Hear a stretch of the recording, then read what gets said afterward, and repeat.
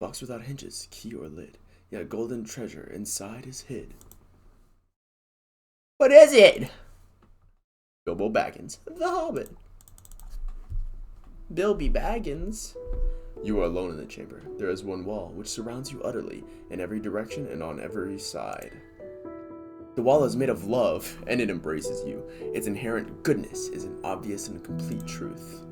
There is a rhythm in the chamber, a beat, and a flow, which has always been. It is the only way you can tell between sleeping and waking.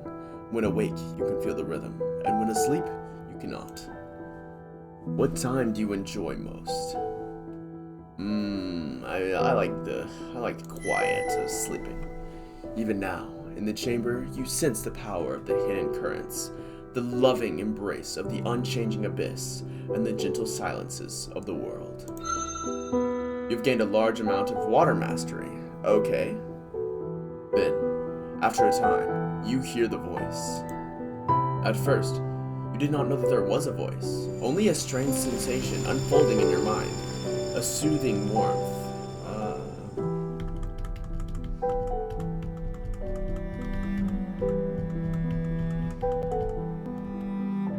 Why does it not? It doesn't. Okay, sure. Then after a time, you hear the voice. At first you do not know that there was a voice, only a strange sensation unfolding in your mind, a soothing warmth, pulses of orange color, and the comforting taste of brimstone on your tongue. And yet, you are alone here in the chamber. Could there be something outside? Okay, hold on. I gotta fix this loud.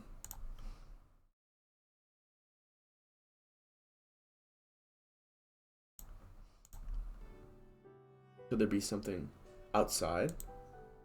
You reach out, forming a colored echo in your thoughts and sending it beyond your reality. And you are rewarded with an explosion of purest joy ringing through your essence and echoing you through your mind. In time, you learn the differences between the emotions, the colors of the mind, that the voice outside the wall would pour into you through its mind song and wish you would pour back. And so you discover happiness and sadness, anger and calm, fear and curiosity, and an innumerable spectrum of others. And then the images come, pictures etched in neon relief in your mind by the song of the voice.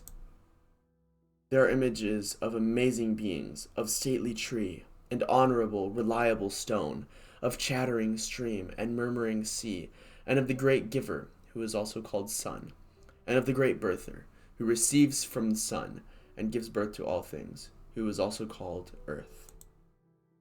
Earth and sun are the greatest of beasts, mightiest of all the animals, but next to them in might are your people, the true children of above and below, the kin unto each other, who are also called Drak. The voice then asks you a question. O tiny kin yet to be, which shall you become? Sun, the radiant one, the great giver, who rules and slays, and is slain and reborn each day. Or earth, whose circle dances to sun's music, who nurtures, peaceful and omnipotent, births all good beasts, knows all silent secrets, and abides forever. For me is the power and the glory, and the rise and the fall both. I wish to be sun. For me is the knowing and the healing, and the dance of the circle. I wish to be earth. I like earth. The voice responds by singing a vision, and feeling of cool, damp earth, pregnant with green life, into you. On this path lies a power, hidden but great. May you find a deeper peace amidst the violence of existence. You've gained a large amount of earth mastery.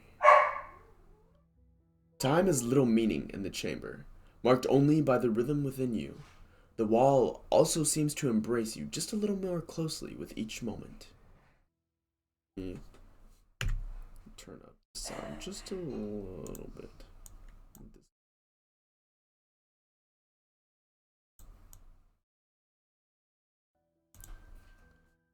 The voice from outside leaves and returns again and again, continuing to instruct you. Oh, French fries, thank you.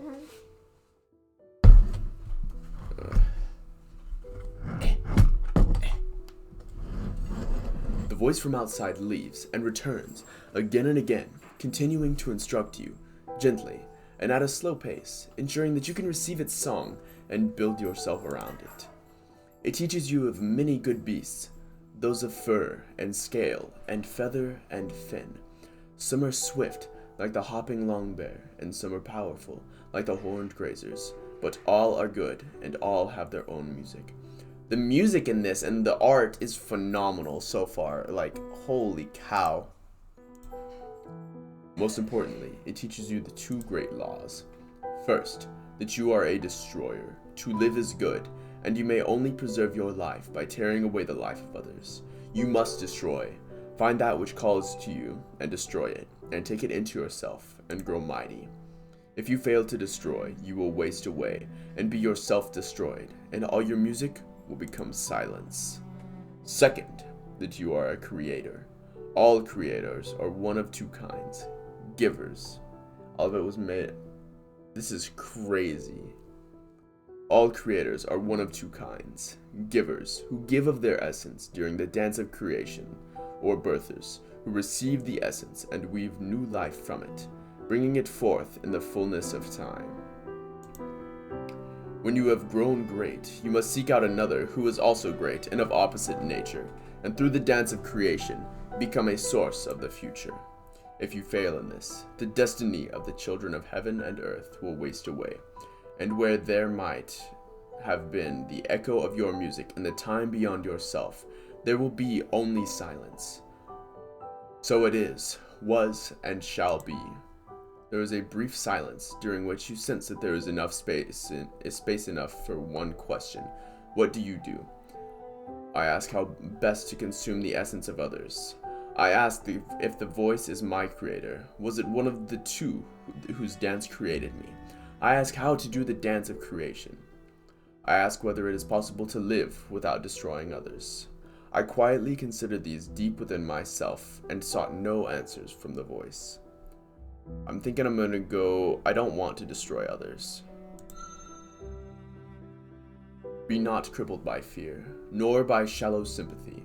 There is no other way to exist. All of the uncountable beings in the one song are destroyers, great and small.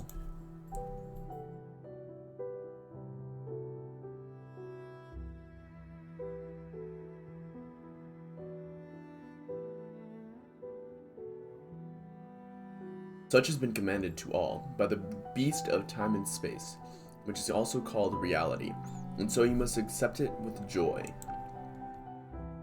But you shall choose just what you will become a destroyer of, and what you will not, and in that choice lies the power to bring change. You've gained some earth mastery and you gained some water mastery. Okay, look like I'm gonna be earth, water, or dragon. Beyond the two great laws sings the voice. There is one lesser law. It is not great. If you violate it, you shall not be destroyed. Nevertheless, taste this truth and chain it within your mind. You must seek treasure. Treasure comes in many kinds, but you will know it when you find it. Treasure is something rare and of worth to all of the true children of heaven and earth. By taking your treasure as your own, you shall prove your greatness to other kin. Whether obtained by strength of body or of mind, or any other thing, it matters not. All that matters is that you must gather all treasures to yourself. Some are obvious, but well guarded, and some require little strength, but are difficult to find. None, though, are both obvious and easily obtained, or they would not be treasure. And I have a question to ask. If I do not need it to survive, why must I seek treasure? What is the greatest treasure? Are all treasures such as can be smelled and touched and seen? Will you give me a treasure, great voice, or I allow silence to reign, seeking answers within myself? Knowledge can also be treasure. What is the greatest treasure? No, I like this one. No. While all kin value that which is rare and beautiful and can be sensed, some few count other things among their treasure. Things such as rare truths and way of being, or knowledge of true songs which destroy and create in strange ways, but not all kin agree as to their worth. If you can, you must seek to build a golden treasure trove, a vast gathering of glittering treasure which none could deny. Hunt not the unknown, that path is less sure. However, you sense that there are indeed things less known, which some may find to be very, very great treasure. You have gained some air mastery, you've gained some earth mastery, and you've gained some water mastery.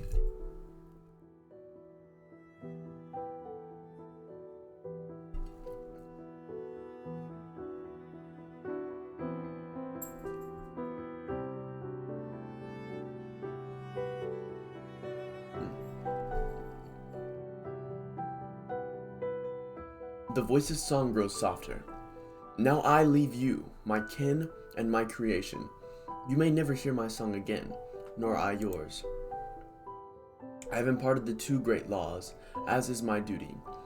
You are a destroyer, and you are a creator.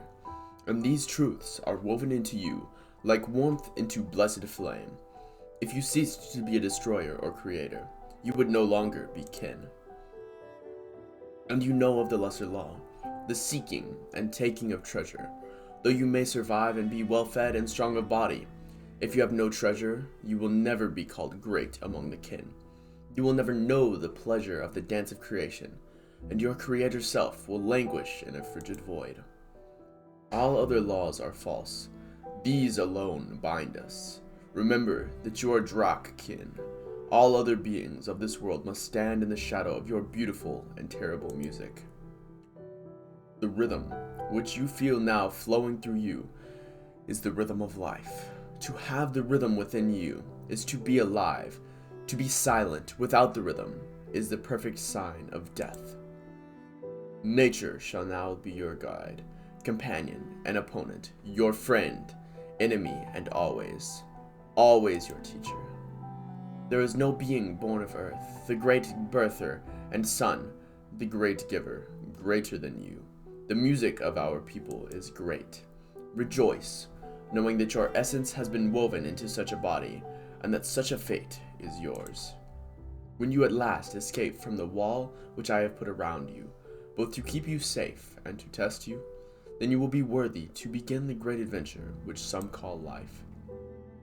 And with that final message, the idea of yourself exploding from potentiality into reality, the voice fades and is gone. You know that it will not return. How do you feel in that moment? Relieved to be alone again, excited to begin the mysterious journey ahead, abandoned by my creator, admiration for my creator, or nothing.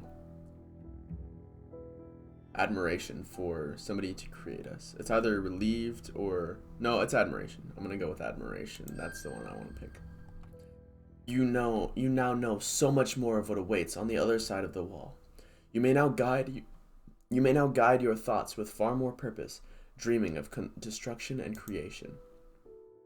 How great is the voice, to give you the gift of such knowledge of what is, and to mold your being from the dark and infinite sea of possibilities. You have gained some air mastery, you have gained some water mastery.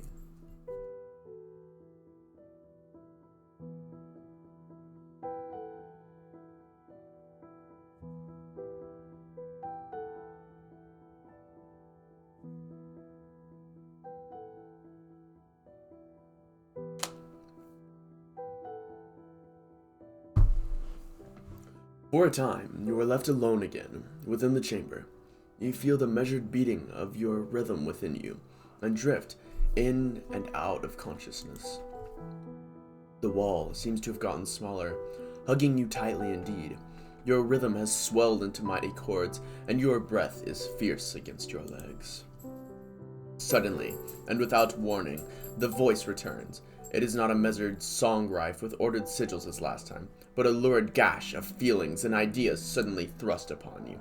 Beware the other seed, the no-tails, the flat faces. Beware their music. Beware the seed of the others. Beware. And suddenly there is an awful silence. A space left behind where something should have been.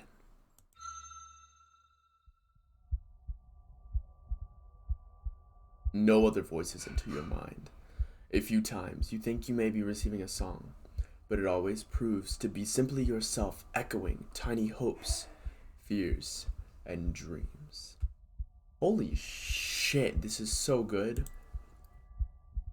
Meanwhile, the wall which is made of love, and which has always embraced you, is squeezing you very tightly. Its love, once so pure and benign, has become toxic.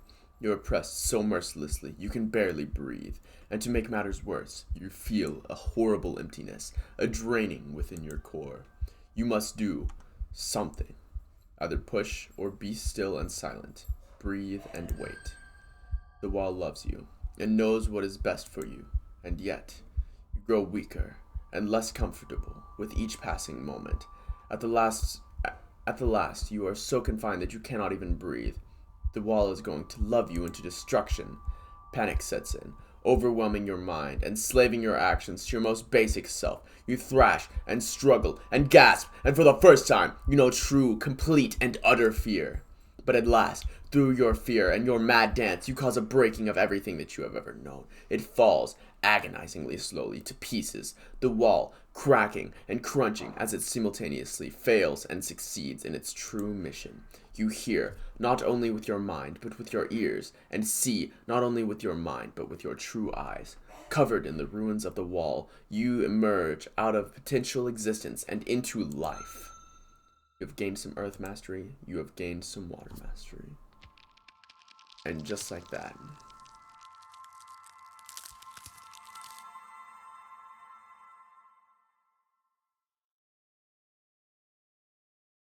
The only thing that I have ever known, the darkness, has proceeded. Part 1. Happy those early days, when on some gilded cloud or flower, my gazing soul would dwell an hour, and in those weaker glories spy some shadows of eternity. Henry Vaughan, The Retreat.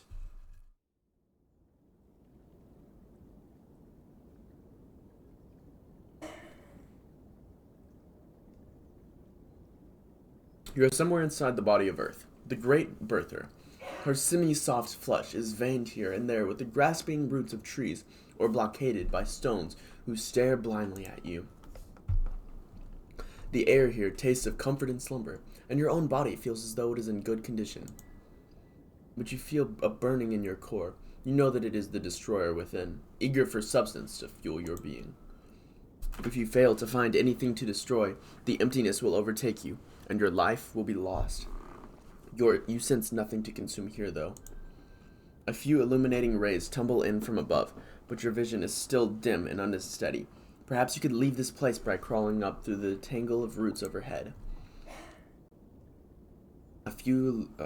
Whenever you consider a task which your will alone cannot conquer, you will get a sense of whether you will succeed or fail based on your elemental attributes. Climbing up the roots would require a certain amount of fluidity and flexibility, which are the domain of the water element.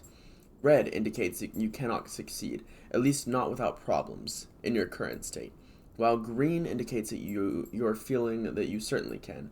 Yellow means that it is too close to be sure.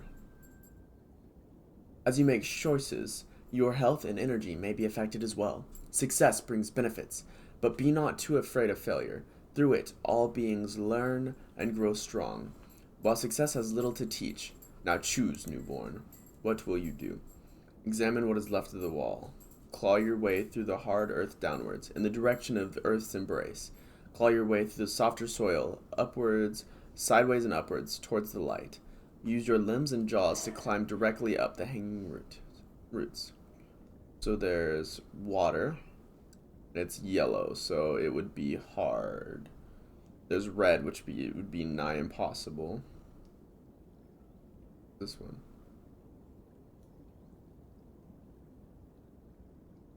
Okay. Claw your way through the hard earth downwards in the direction of the earth's embrace. Or examine what is left of the wall. I will examine what is left of the wall. The chamber of your creation seems so small now. Moments ago, it was your entire reality. Perhaps there is another reality beyond this one you now see, into which you will one day hatch. Have you any further business with the wall? It does not smell attractive. Consume the wall. Perhaps it will ease the emptiness within. The wall crunches and crackles pleasantly in your mouth as you consume it, but it lashes your throat as it is drawn down to your core, causing you to cry out in discomfort. It also does not seem to do anything for your hunger. You have gained some air mastery. You have gained some fire mastery. What will you do? Claw your way downward. Use your limbs to climb directly up the hanging ropes. Not good at fire. I do not want to go down. Let's climb up. You flow steadily upward through the hidden spaces between the roots and stones, twisting your body to fill the empty spaces. The light grows as you emerge into a still larger chamber.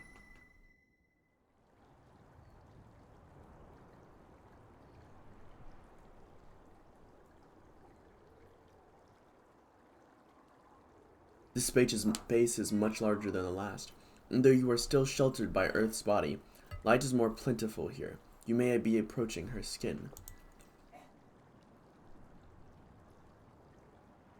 A clean azure flavor slides across your tongue. Water, the comforter and supporter of all life, is here, gathered into a still body before you. Something within you resonates with it, drawing you towards it. What is your will? Draw closer to the water. You move closer.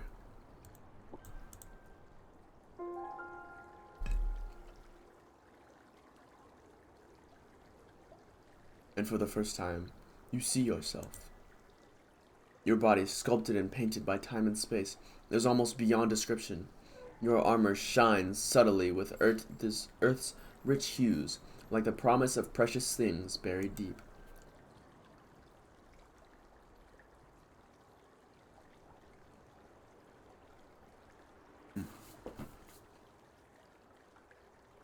Your feathers, each one dyed with more colors than you know the names of, long for the touch of air, and you are crowned with plumes so that all other good beasts may know your sovereignty.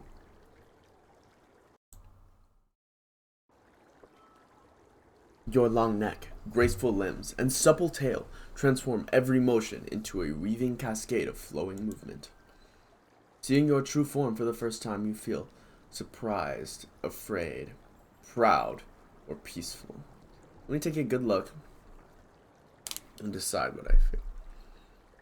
I'm not going to say proud, but I'm not surprised either. I'm going to say peaceful. I like peaceful. Deep within your mind, you knew the truth of what you were, even when you were in the chamber. Yes, this is reality. This is the body into which your essence has been woven. These are the limbs with which you will walk the paths of this life, the teeth and claws with which you will meet out the judgment of destruction upon other beings. This is the fruit of your creators. This is the body whose legacy may be bequeathed to others if you survive long enough and are found worthy.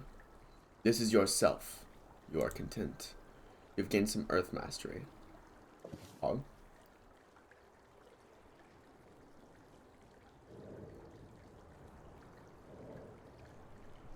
Ooh, I have bite and brace. Then I have flowing strike from water. I have burning breath from fire. I have not yet reached any grade of mastery in the fire element. Nothing is currently affecting this element. You have achieved the first grade of mastery. First grade of mastery. And then nothing here and no abilities. And this is air. I don't understand why I haven't gotten more air stuff. Because I got... Oh, I guess I've mostly gotten water and earth. Consume some of the water. You lower your mouth to the body of water and use your tongue to take some of it into you. It flows pleasantly down, trickling down your core, relieving you of a little bit of the emptiness within, and soothing your essence. You've gained a little energy.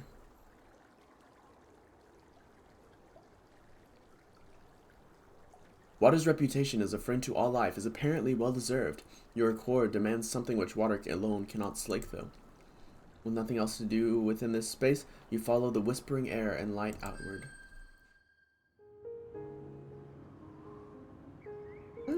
Damn.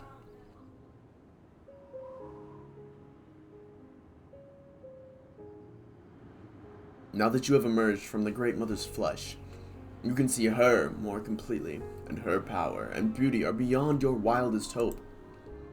The trees are her feathers, and the mountains her spine. Her breath is the wind, and her essence flows in streams, rivers, and the distant sea. Above you, sun, the great giver, shines his own endless essence down upon earth. He blazes above you, mighty in his glory, beautiful and shameless in his circle dance of creation, by which all that carries the rhythm of life is ultimately begotten. The air between them is sweet with life and light, the fruits of their union. The wind blows, teasing your wings. A wild desire to tread the air, to rise above, fills you. What will you do?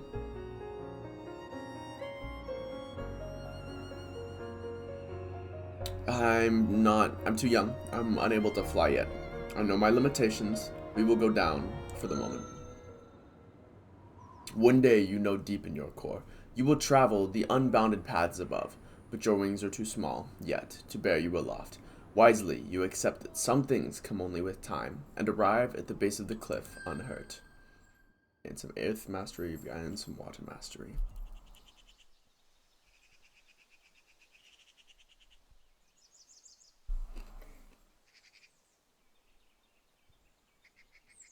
As you climb down the last few stones from the promontory, and arrive in the lightly wooded valley below.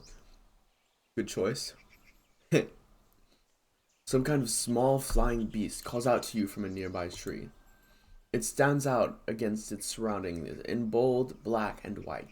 It is a white-black, one of a people known for their cleverness, ruthlessness, and fondness for shiny objects. It laughs at you and mocks you with a denigrating song. The mighty Draken once ruled over all things. Now they dare not even use their own wings. Doomed by cowardice, they lurk in damp caves, grasping their wealth, seeking out golden graves. Of this land you may become sovereign lord, but to be not too proud of your great shining hoard. While my people grow mighty in number and fame, of your weak broken tribe, few indeed yet remain. You've learned about the way of the white blacks. How will you respond? Attempt to get it to divulge a secret. Endure the mockery calmly. Reply with a mockery song of your own, or attack the insolent whiteback. Let's see if we can get it to give us a secret. You express your deep admiration of its beauty, noting the subtle blue shimmers within its dark feathers and the pearl-like shine of its lighter parts. You confess envy of its ability to dance so very gracefully upon the wind, and the legendary cleverness of its people.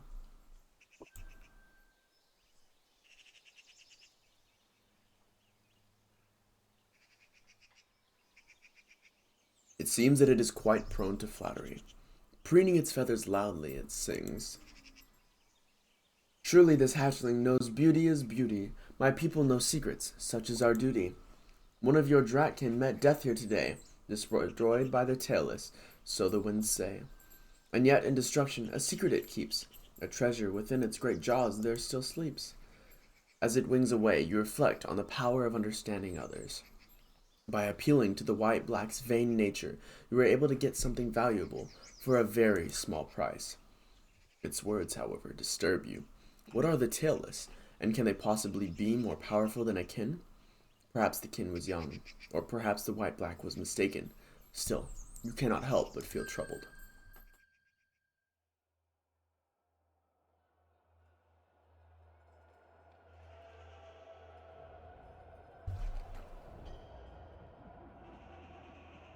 Moving on, you allow the hillside to guide you downward. You've been following the path of a swift-running river for some time when you were struck by a powerful scent.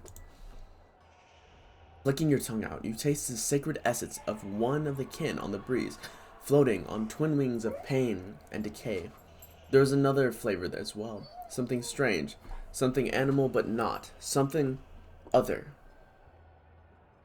You shudder, your feathers rising upward involuntarily. Mona, hush, hush, baby. What could these strange scents mean? The kin whose scent you now smell could possibly explain. Mona! Get out! Get out!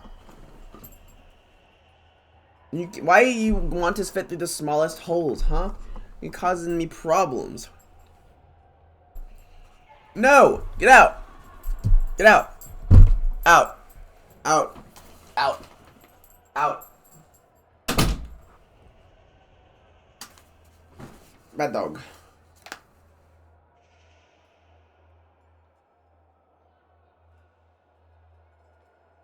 You shudder. You shudder. Your feathers raising upward involuntarily. What could these strange scents mean? The kin whose scent you now smell could possibly explain. But you are now hatched, and beyond the chamber all kin are rivals, seldom welcoming the scent of other drac in their territory. Still, there is something familiar in the scent, something which tugs at the corners of your mind. Steeling yourself, you carefully draw closer to its source.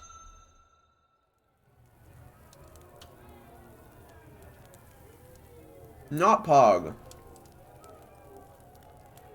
Destruction. The horrible stillness of a body empty of spirit. The noble red essence of a great kin shed not in a true dance of destruction, but trapped, tortured, the confusion, the pain, and the synergy between its scent and yours. You knew without doubt this was the great being who instructed you as the voice. This was one of your creators. Its rhythm is now silenced, its songs forever stilled. Already, tiny spirits of decay infest the vast body, feeding off of it, reducing it to void. Something is clawing at you from within, straining at your heartbone and flooding your mind. Fear and rage and shuddering nausea overtake you one after another, growing and writhing within. You feel yourself instinctively belch fire seed into the back of your throat, only just managing to swallow it again, denying it the chance to explode into a searing flame to consume the things which now sing and dance near the ruins of one who created you. The things. What are they? There was something wrong with them. Something very, very wrong. They seem to have more than one skin, some of them belonging to other animals. The brightness of their body heat is darkened by the cold, dead hides they cover themselves with. There is something strange about their oily scents, something familiar, but alongside that, something completely other, like no true animal. They clutch strange things in their forepaws, which you cannot identify, though they reek of the blood of trees, but most horrifyingly, they have no tails. They are tailless. You are split inside, the air within you screaming to run away as fast as you can from this place, and the fire within you urging you to destroy these no-tails. Decide, quickly.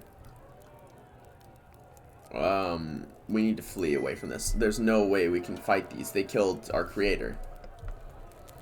You flow rapidly through the underbrush, scrambling over rotting tree corpses and crashing through shrubs until there is no trace of either scent or sound of the no-tails. They seem to possess some kind of terrible magic which allows them to cause harm even from far away. Again, this seems wrong beyond all possible definitions of the word. Is not all order in the world dependent on the simple fairness of having to destroy your enemies with your own body? Perhaps the bizarre things are beyond your ability to deal with as a hatchling. You resolve to grow stronger so that you can bring destruction to them and all their misshapen kind. Avoid the no-tails at all costs, keeping safely away, or attempt to learn and imitate their strange Ooh, I like that one. You will need to take some dangerous chances, but perhaps you can learn their way. You try standing on your hind legs as they do, but though it briefly frees your forepaws, that proves to be in an unstable position for you. The thought of covering your beautiful body with the skins of other animals seems wrong. Perhaps there is power there, though. There is too much to think about. You lack information, and your core is empty and needs to be filled. For now, you must turn to other things, but perhaps there will be other opportunities to learn about the no-tails. You gain some air mastery. Okay, I gained some of all. Pog.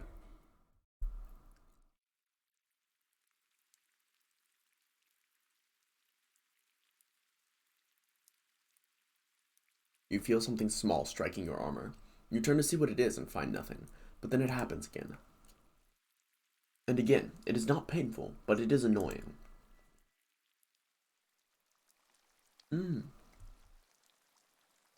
Eventually, you realize that this must be rain, the sacred water of the sky, which sometimes falls to bless the Great Mother, of which you were told while still in the chamber. Soon, rain is falling everywhere, tumbling and vaulting off of leaves and sliding merrily down the grass. It makes it hard to smell and taste the air, and it perturbs you as it spatters against your armor. You find shelter in what used to be the den of a family of fur beasts. Their scent lingers only on the edge of your consciousness, and they must have been gone for many suns, or even moons. You dig it slightly deeper and broader with your claws and then settle in, watching rain's downward dive.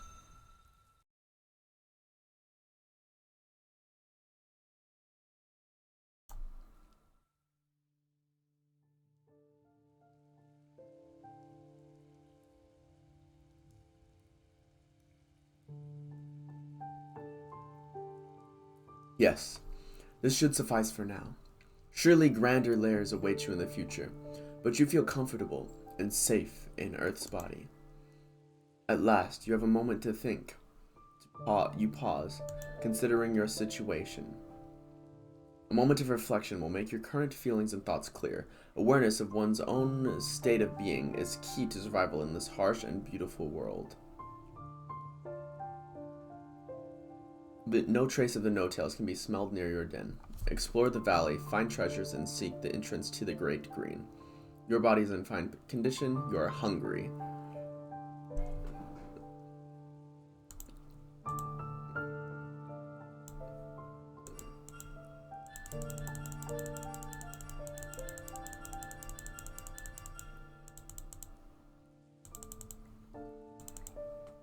You forgot the treasure the bird told you about that your creator had. Oh, yeah. It didn't give me any option to go back for that. You may also draw your thoughts toward any treasures or artifacts you have found.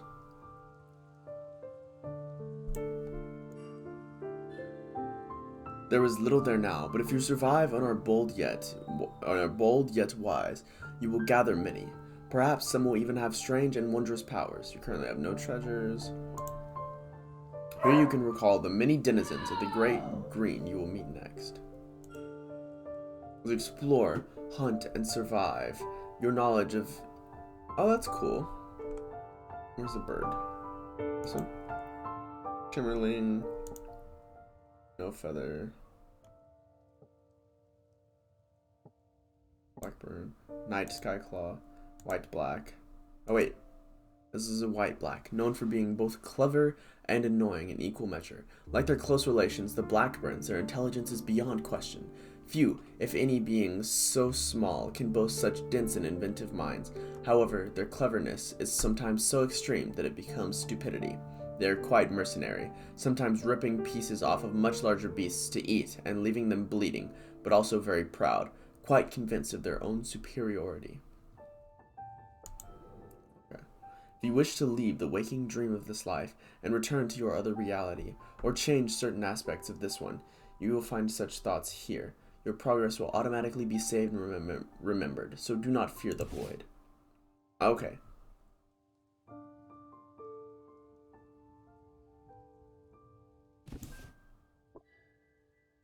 Your relationship with the Great Four, the elements that make up reality, will be your key to survival. At any time, you may draw your thoughts towards the elements to more clearly comprehend their gifts. Each element bears a sigil which will grow and change as you gather more of the infinite truths of the world to yourself, and each governs a different aspect of your abilities.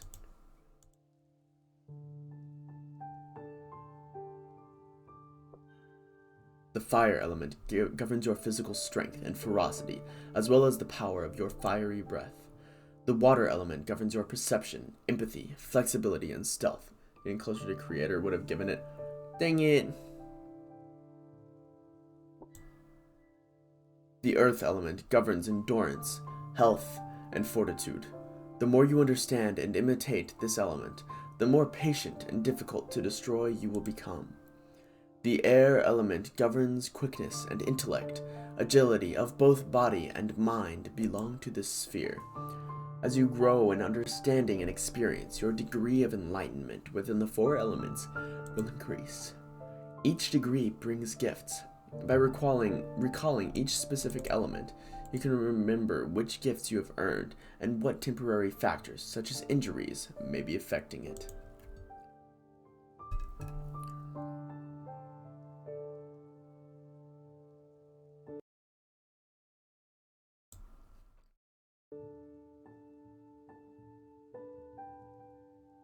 Earning gifts is not affected by temporary effects, and only when your natural level of enlightenment is high enough will you gain new abilities. Already, your actions and decisions have strengthened your connections and granted you certain advantages such as... Huh?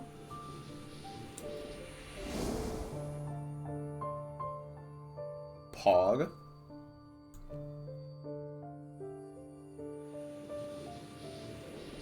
Nice, I'm level 2 water.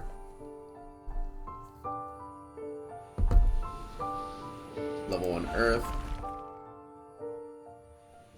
Level 1 air. Swift strike. Pog. There are many ways to increase these masteries, such as learning secrets, observing nature, and imitating the qualities of the elements.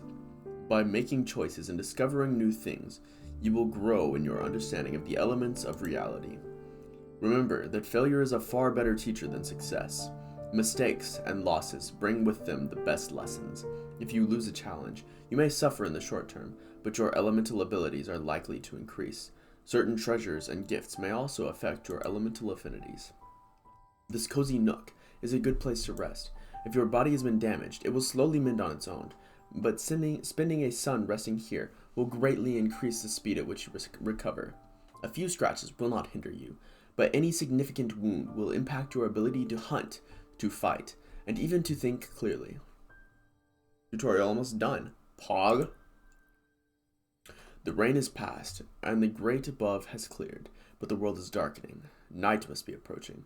You slip out of your den to investigate. Oh shit! One thing that I really wish I could do, the only real reason that I would want to go back in time, is to see what the sky was like before we had all these lights on Earth. Just to see what the world would hold. A young Earth. Just to see what the universe looks like as it formed. That would be phenomenal. You emerge in time to see your first sun ending, and as he dies in scarlet glory, new smaller illuminations are born in the opposite corner of the sky. Have you seen the images from the newest Mars rover yet? I have not. Not yet. But that sounds like something I'd want to look at. By the time sun is gone completely, they dominate the great above, a parade of holy lights marching in a slow circle dance. You were taught of the stars while still in the chamber, but seeing them with your own eyes is a true wonder.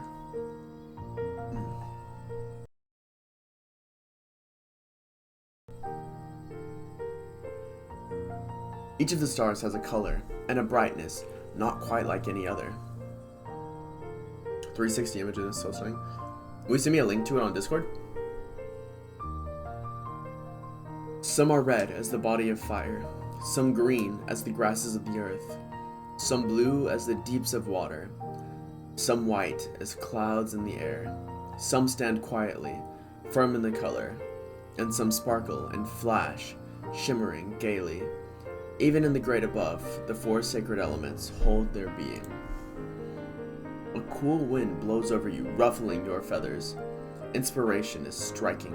You feel compelled to let your voice ring out in song. What shall you sing? Sing a great hymn to water. Ooh. Yeah. I'm gonna hymn to water. Of the great... Oh, I'll actually sing this. Give me a moment. I have... messages with Fries. I'm coming with Fries. The dog bring me a shoe, but I cannot take her on a walk. I have to do this fucking bullshit for school. I want to quit. Dog needs manners so I can get a degree. I'm freaking tired of this bullshit.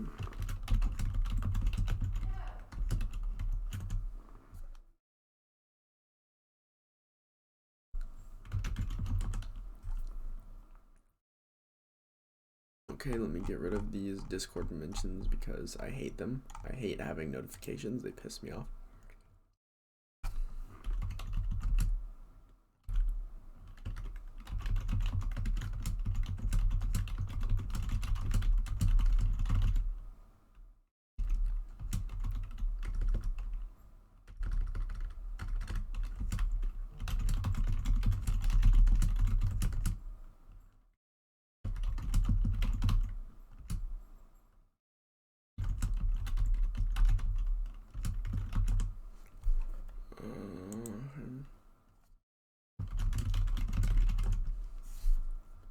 Okay, back here. Just sent on TikTok. Pog. Of the greatness of water I sing, that would. Of the greatness of water I sing, that flows through and over and all around, that which nourishes all beings. I sing of the clear water, milk of the great birther, every stream and pond and creek a well of health and life. I sing of the crimson water, where flows the rhythm of life within, its waves and tides shaping my sacred body and those of all my relations, fueling the senses and bringing healing and emotion. I sing of the hidden water, the flow of that which is unseen, mystery and magic beyond the hunting grounds of the body and the mind. I am a mighty river, flowing over all the land. May many beings find their source in me. May I serve as the beginning to innumerable endings. May I create wonders in my wake, springing up like trees and green things. May my gentle passage shatter stone and carve valleys. Praise to water, who teaches us that soft overcomes the hard, who teaches us to embrace the earth, who births all that has the rhythm of life. Praise to water, which is, was, and shall be. As you listen to the echo of your roaring song returning to you from the farthest corner of the valley, your tail curls with happiness. Your life will be the cause of many new beginnings, in ways subtle and obvious, clear and mysterious. You will leave this world changed by your presence, and it will bear your mark forever, even when you are gone. This valley was wrought by ancient waters, and you shall bring about even greater things. You have gained a large amount of water mastery. Nice.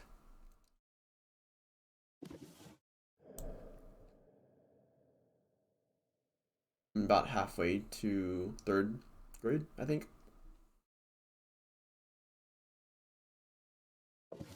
Your first son is at an end, and it was more than you could have imagined. Even with your creator's instructions, sleeping in your lair is almost like being back in the chamber, but now you know too much.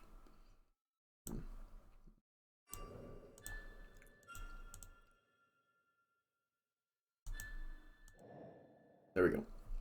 Your mind wanders from thought to thought, seeking to guide itself. Your hopes and fears toss you back and forth, scraping you uncomfortably between what was and what might have been. You see your creator lying silent before the no-tails, their chattering, screeching voices barking something incomprehensible as the red kin essence spreads along the ground. The white-black mocks you as you look on. You feel the dread of 1-2 stomping of the tailless, near you, upon you, over you. You slide underneath the mountains to hide from them, but there are tailless everywhere, smaller and stone-skinned underground, tall and willowy in the okay, so there's dwarves, there's elves, coarse and shouting in the flatlands. It is not your precious essence they seek to shed, however. They are roaring for the flesh of something else, something older and more powerful than even a great kin. So they don't want dragons. What's more powerful than a dragon? You wake briefly, and your second sleep is far less troubled.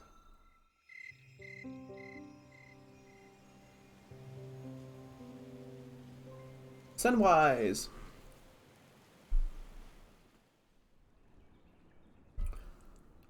A new sun dawns. Ooh, shinies. What is this?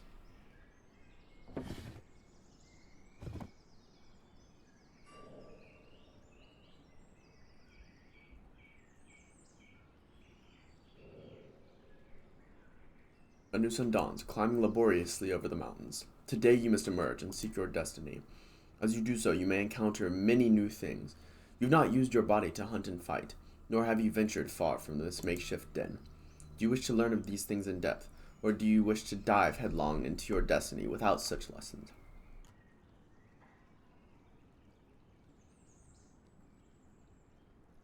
Do I do the tutorial or no? I will let those in chat decide. Tutorial or not to tutorial? This is the question.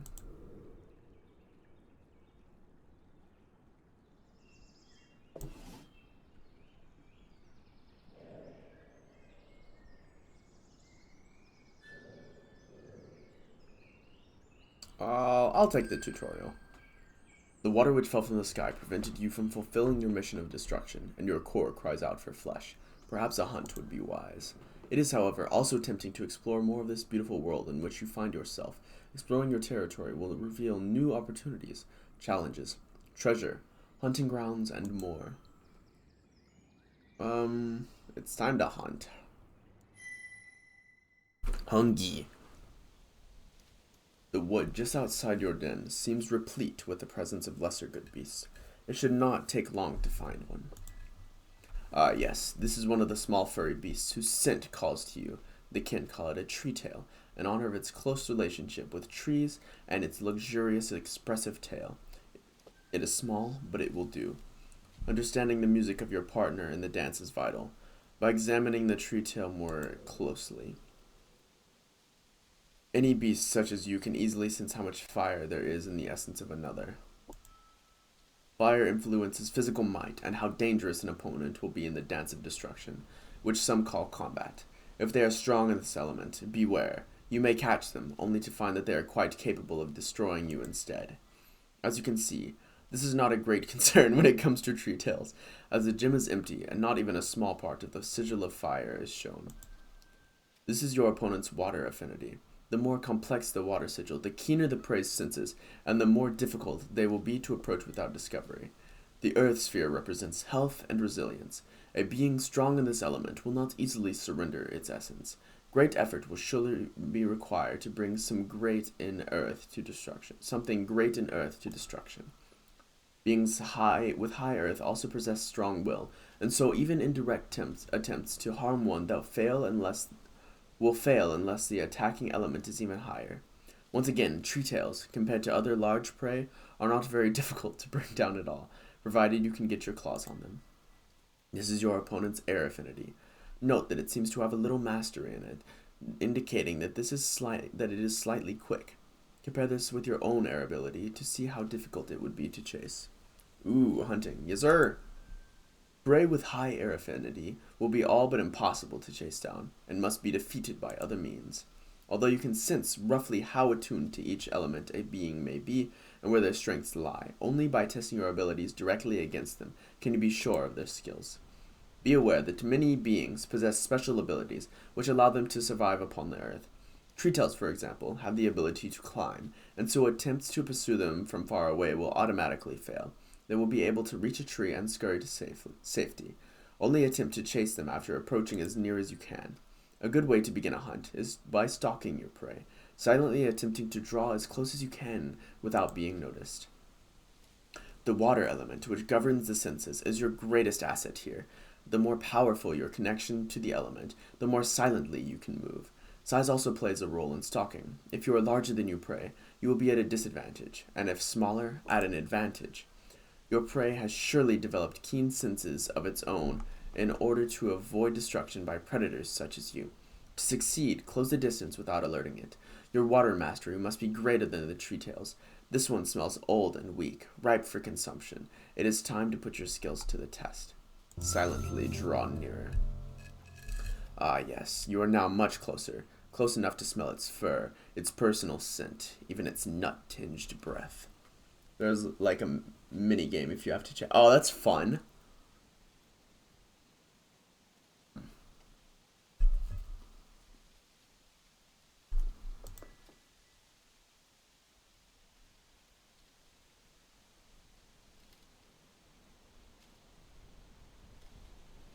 Charging at it now is quite tempting, but you also find yourself fascinated as you watch it forage for food. It moves in a particular way, not quite like that of any other good beast, and in observing it, you may learn something. Yes, already you are learning. Nature is an excellent teacher. If you hunt and observe each prey enough, you may gain a glimpse of their deeper truth, and in finding it, incorporate it into your own way and become stronger.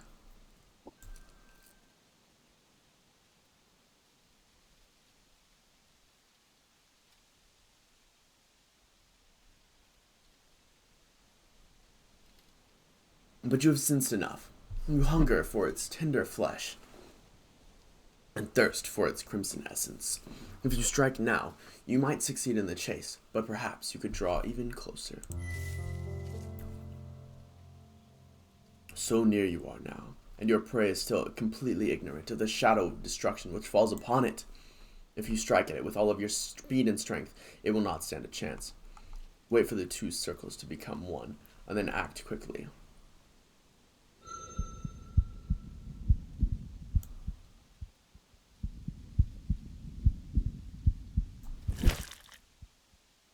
Slice. The hapless tree tail barely even has time to realize that you are there before you crunch its small bones in your jaws, tasting its perfect essence as you crush it several times and finally swallow it. Its flesh and spirit will now become part of your own, granting you precious energy. You feel pride in your own skill and gratitude to the tree tail in equal measure. This is right. This is the way of all things. You have gained some energy. Hog. Dead squirrel. Yes, sir. Ah, another one. Your core urges you on. You must have more if you are to grow great. The last one was old and weak. Its senses dull. Not this one, however.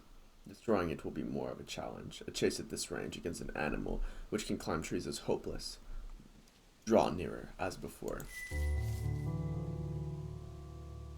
You have managed to draw nearer, but although you remain hidden in the tall grass, your prey has heard rumor of your approach from a rather noisy twig you stepped on.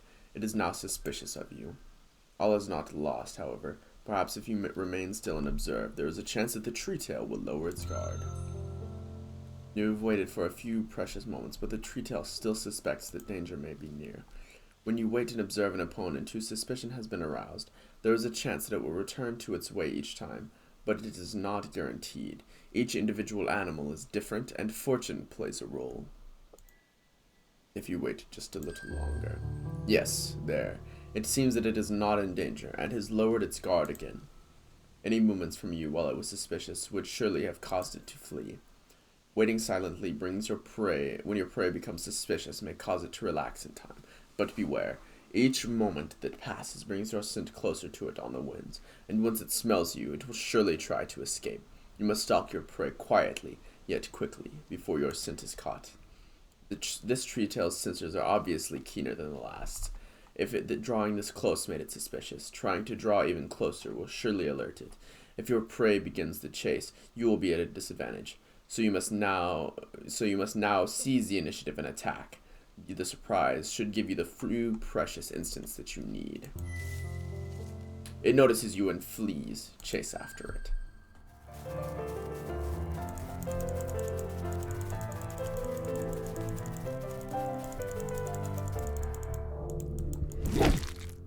Get fucked on, tree tail. The redolent essence of the tree tail dances on your tongue. It is crippled and stands in the very shadow of destruction, its precious essence at stake. This tree tail now faces you in the dance of destruction. Use a water ability. Use an earth ability. Use an air ability. Use a water ability. Flowing strike.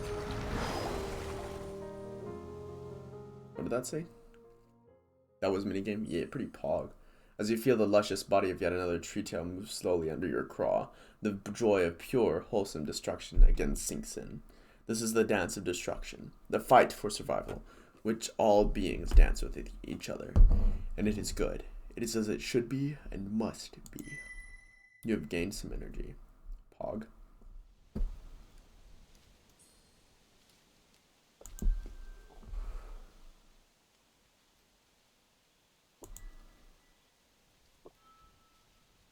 Long Ear Tribe.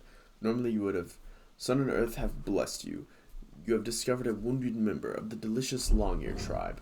Normally, you would have to stalk and pursue it, which is no mean feat, as long ears have swift feet and keen senses.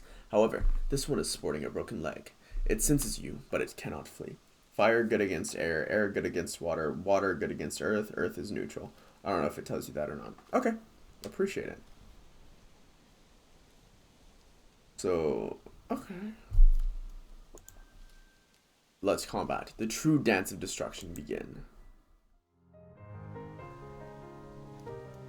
The true dance of destruction. Though your foe is not the most powerful of beasts, you cannot help but shiver a little. Both of you are wagering life, the most precious of treasures, against the skill of the other. Like most aspects of life, fighting is ruled by the elements. Begin by examining both your own current mastery and those of your opponent. The element of fire is one of the two elements which rule over combat. As the element of strength and power, all physical damage is based on the mastery of fire. This particular longbear is much weaker than most of its kind due to its broken limb. Do not expect Longears to be this feeble in the future. The other element, which is crucial in the dance of destruction, is earth. As the element of fortitude and endurance, earth dictates how much damage a creature can endure. All actions taken in combat are associated with a particular element. A simple biting attack, for example, is of the earth element, while your burning breath is, of course, a fire attack. When you select an action, your opponent does as well, and then both of them clash together. Certain elements have advantages over others. Water is strong against fire. Fire rules over air, and air defeats water. Earth has neither advantage nor disadvantage against the others. Each good beast has a way which gives it certain options and a set of pattern of attack. Longears, for example, will always use a repeating earth, water, air pattern. You do not know where in the sequence it will begin, but once you are familiar with an animal's attack pattern, you should quickly be able to tell its next move and should turn the fight to your advantage. Let us begin with a simple bite. Being of the neutral earth element, this is a relatively safe choice. Currently impossible. Ah, the clash. Both of you have been affected, though you have but a tiny scratch. This Longear is more seriously hurt. Your opponent is battered, and worse for wear. Your attacks are having an effect. As creatures, including you, are wounded by their air, water, and fire abilities will decrease, though earth always stands unchanged. Oh wait, hold on. Earth, water, air. So it did air, so earth is next. Okay, so it does. Yes, sir. Earth always stands unchanged. Since it used an air attack, and Longears always used the earth, water, air pattern, we know that its next move will be an earth technique. Yep. Nothing is strong or weak against earth, so any attack will do now. Let us use Swift Strike, an air attack, which affects your opponent before you are affected by its attack. Sounds good. The air grows richer with fear and despair. Your enemy is now injured. Good. Additional effects like Swift Strike's preemptive damage always occur if you win the elemental clash. On a tie, they take effect if the element in question is higher than the opponent's earth, and they never occur on a lost clash. The opponent's next attack will use the element of water. Because air is strong against water, let us use Swift Strike again. The redolent essence of the Longbear dances on your tongue. It is crippled, and stands in the very shadow of destruction. Victory. You gained additional damage and triggered a special effect by using air against water. The Longear is now badly hurt, and its next attack will be of air. It is time to finish this. Breathing fire will bypass most armor, but it costs energy to use, unlike most simple strikes. It is time.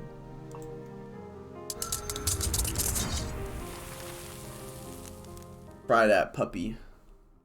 Ah, delicious indeed. Future meals will rarely be so easy, however. Be sure to use stalking to observe and get as close as you can. Pursue for something already hurt with no earth. This bitch lasting forever, right? Be sure to use stalking to observe and get as close as you can. Pursue your prey swiftly and fight wisely. I also have like very little fire. Like I don't have very much at all there. Beware, however. The good beasts of field and woodland are not the only beings in this world. Some have strange gifts, and others, such as the no-tails, may use their bizarre minds to break the rules of the dance. You've gained some energy. Nice. Pog. Ah, the sun rises yet again. Day 2 is upon us. With the rising of the new sun, okay, then we're gonna explore the world. Explore Tyon. This is the area you've already explored. This is your lair. You can always find your way back here. This is where you found the tailless slainkin. There is nothing there now, and returning would be pointless, so it is darkened and inert. Still, you will carry the place where it happened in your memory. A colored sigil marks an area which you can spend a sun hunting, if you wish, and indicates what prey you can most easily find there, but beware, too much hunting in one place will drive away the residents. A green sigil indicates a healthy and plentiful hunting ground. A red means it's almost empty, with yellow in between. Hunting grounds recover with time, but once completely depleted, they remain fallow and dead. A wise predator hunts in diverse locations, allowing the local good beasts to recover. Otherwise, the prey will leave and the valley may become a flesh-barren wasteland. It is through the act of exploration that new locations, encounters, and hunting grounds may be found. You may only explore an area which is near another area which you have already explored. Exploring a new area takes all sun, but at least one new point of interest will always be discovered, and often more. Go, and do not be afraid. Encountering new things is a basis of strength.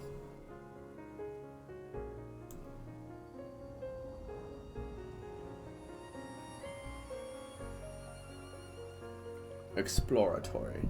Ah, we have 3. Okay. You've uncovered a beautiful meadow. There, the grasses grow high, sheltering all manner of good beast. White sigils mark the places where you have found an interesting scent. These unique locations may harbor special treasures, special encounters, or unknown dangers. This scent is especially powerful, and is a familiar tang which strongly piques your interest. On another sun, when you are well fed and rested, you should certainly investigate. It may bring weal or woe, but so long as you survive, you will grow, both within and without.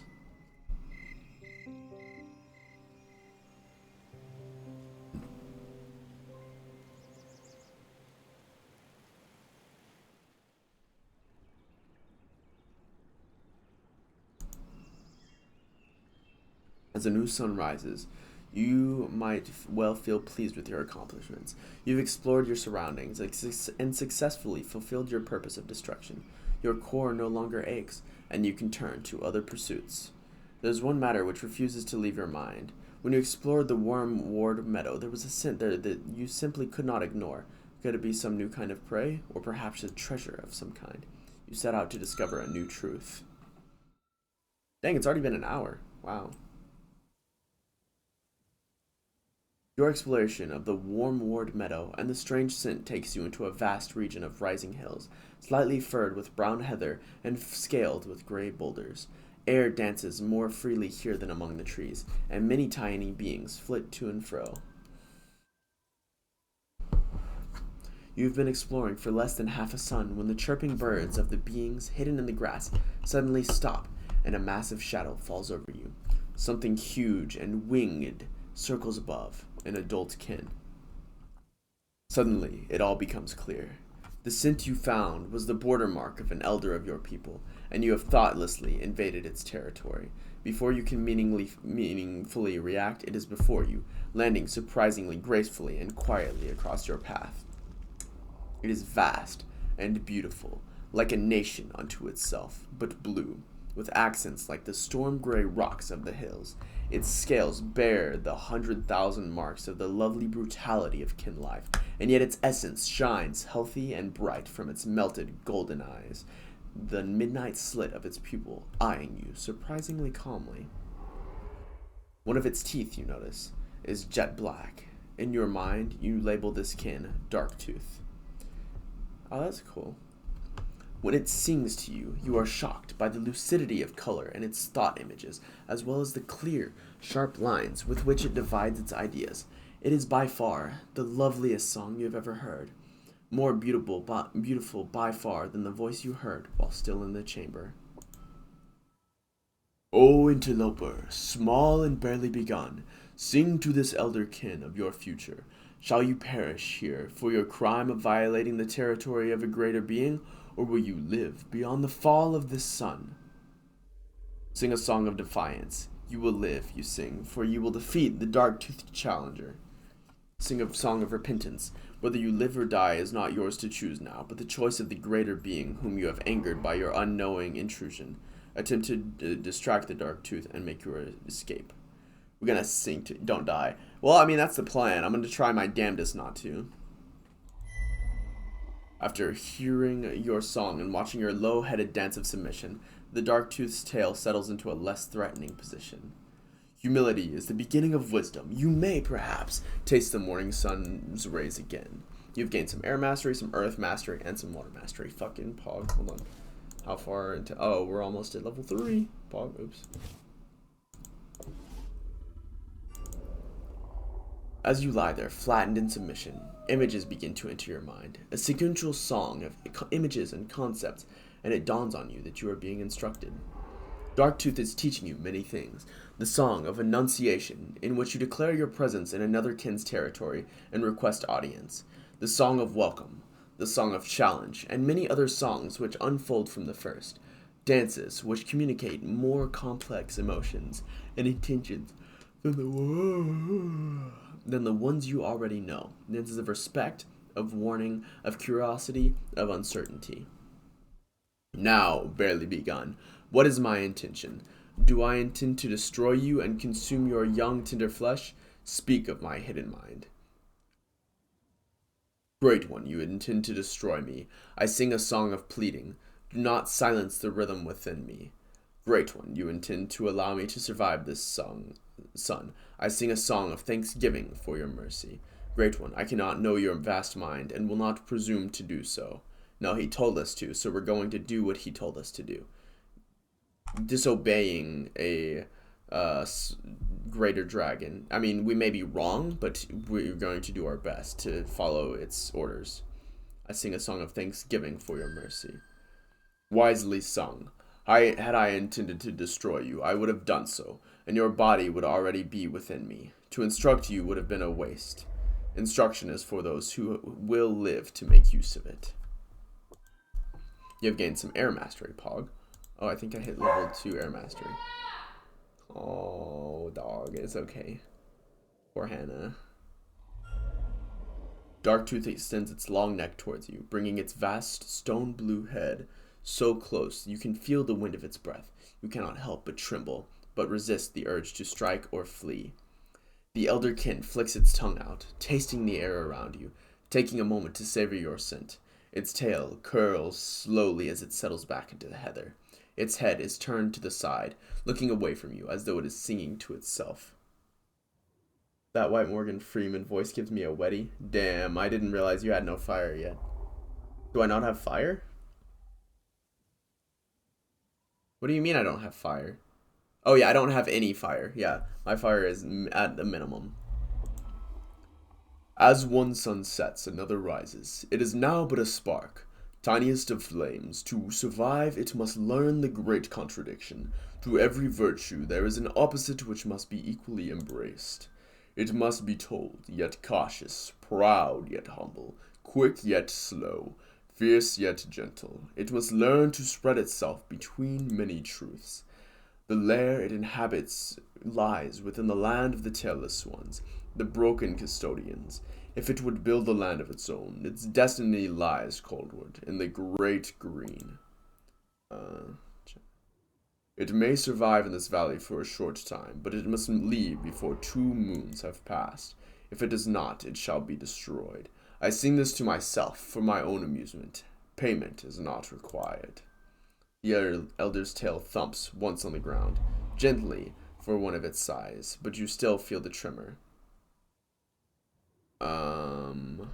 So we can either ask for its help against the tailless, impress the elder with your great knowledge of the world, or request permission to leave his presence.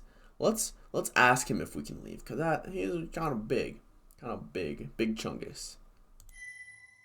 You slide sideways slowly, miming the act of turning around without actually doing so, suggesting a retreat with your body. Darktooth accepts the request by rising and spreading its vast wings. On a new sun, once again we shall stand on this plain, the newly begun and the elder. For you shall grow stronger. Do not return empty-mouthed.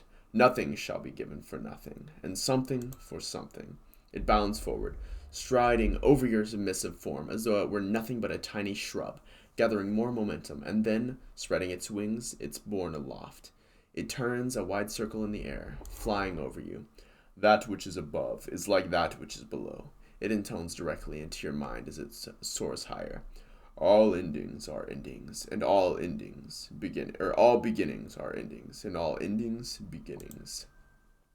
You remove yourself from the edge of its territory as swiftly as you can, and wonder whether you will have the courage to return to this place again. Alright, I'm gonna go get something to drink because my throat's getting a little bit sore, but I will be right back.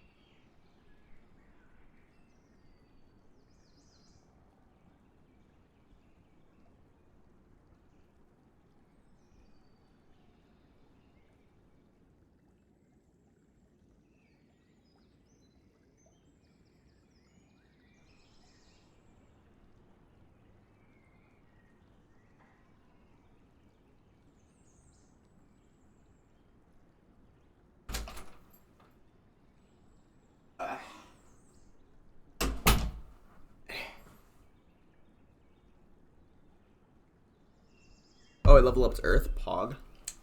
Alright, I'll be right back. I'm gonna go use the restroom, and then I will continue. And I knew I would have to say everything, and it's been an hour. I feel like a break after an hour to get a drink and use the restroom is good.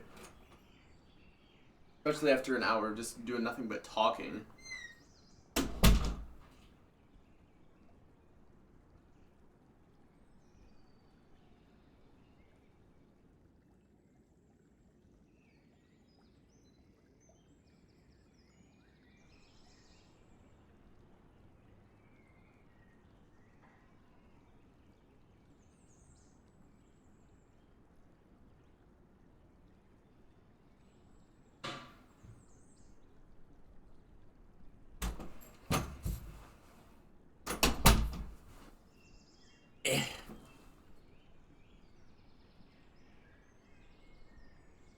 Alright, let me check Earth. Maybe because I'm just chilling in my den. Oh! Pog? Bro. More quickly move into and through the Great Birther's body, allowing you to pursue good... Oh! Pog. Okay. Brace. An earth attack used during the dance of destruction can tighten your stance, preventing you from attacking, but significantly reducing the physical damage that can be dealt to you. This also gives you a chance to observe your foe, increasing your knowledge of it. Oh, Pog.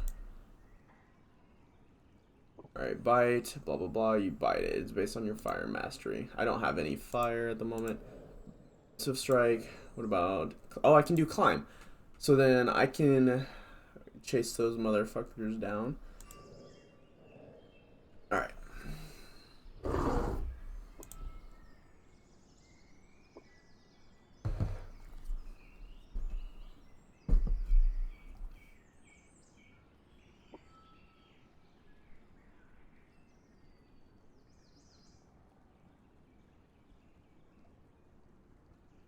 A few dozen sons if Darktooth is correct, and then you must leave this temporary den for the emerald reaches of the Great Green, that vast, unclaimed empire of trees, which lies coldward from here.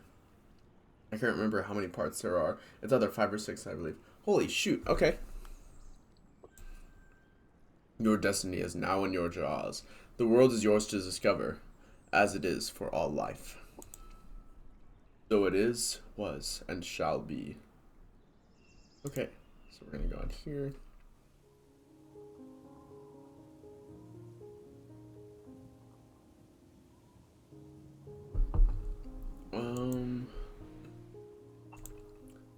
Would you like to investigate this area? Yes.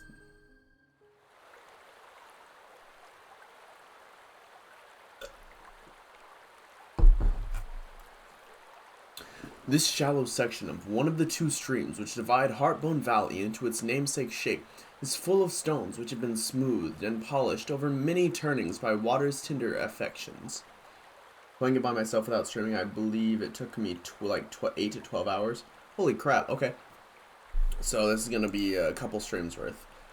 Most are too dull and common to be of really real interest, but a very few of them are quite beautiful.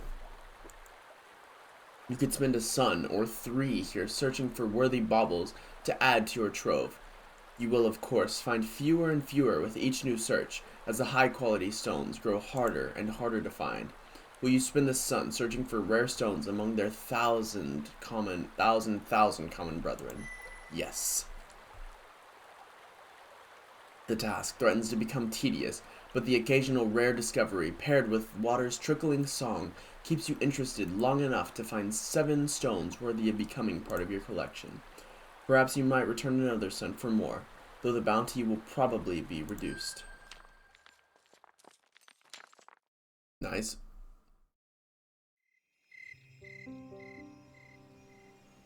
New sun.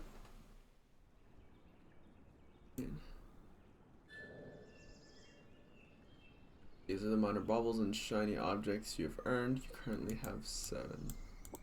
Og.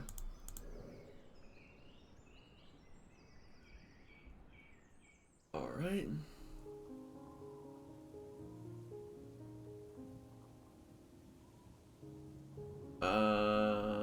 We'll explore this area. And then I'm gonna go hunting tomorrow.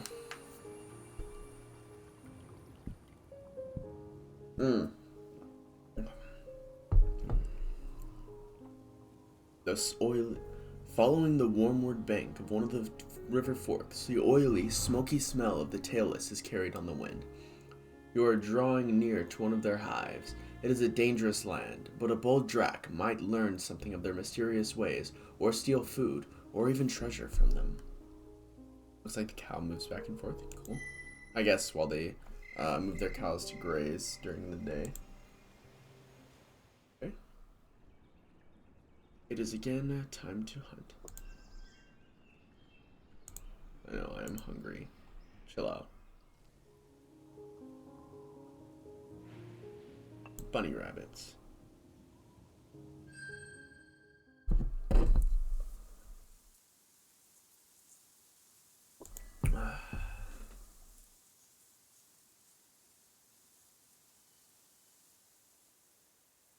Familiar scent of long ear. I'll go after a long ear.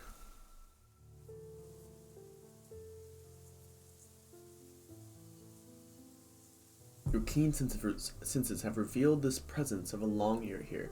It makes no sign of acknowledgement. It seems not to know you are here. Its body and yours are nowhere near each other.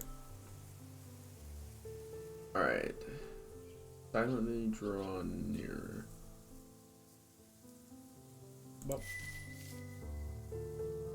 It is as of yet ignorant of you. It is not very far away. If you dashed at it now, it would only be several heartbeats. Keep still. Observe. It is as of yet ignorant of you. While not immediately in front of you, it is not far either. Will you strike now, or... Yeah, I know you can hunt 3 things a day. It told me that. Silently draw nearer. From its posture, you know that it is not ignorant of the fact that danger may be near. It is so close. The scent of its essence stokes the fires within your core. Strike. It notices you and flees. Chase after it.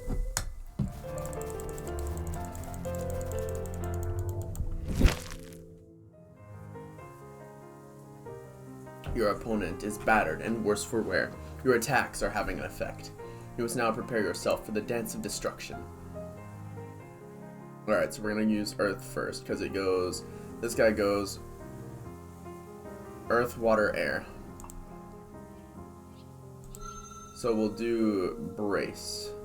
No, we'll do Bite. No, we'll do Brace. You fight defensively, watching your opponent carefully. The longer attacks gracefully. So that was Water. So Air. Your opponent longer deals light damage to you. Your opponent is battered and worse for wear. Alright, so that was Water, so Air is next, so Fire. You belch fire upon your enemy. The redolent essence of the long ear dances on your tongue. It is crippled and stands in the very shadow of destruction. Alright, so then it's going to use Earth again, so I'll just bite it. You extend your sinewy neck and snap at it, and then chomp. In its fragrant flesh, you taste the flowers of spring, the grasses of summer, and the hidden root treasures of the fields.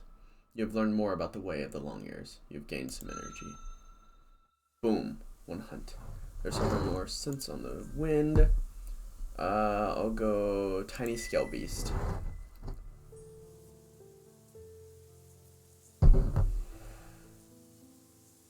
Its body and yours are nowhere near each other. Silently draw nearer. It seems completely oblivious to your presence. It is still possible to draw closer to it, but at this range you can make out its markings. If you forget the attack pattern, it will tell you in one of the things you can click. Oh, okay, cool. Silently draw nearer. From its posture, you know that it is not ignorant of the fact that danger may be near. It is less than a body's length away from you. So very, very close. Keep still, observe. It makes no sign of acknowledgement. It seems not to know you are here. It is less than a body's length away from you. Keep still, observe. Okay. And strike.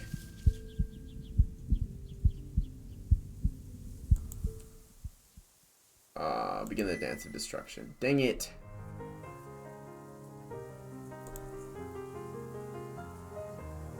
Alright, what are these buttons? Flee the battle. Oh, that's just... Okay. Blowing strike. Okay, so this one does Earth first. Oh. Okay. Easy peasy.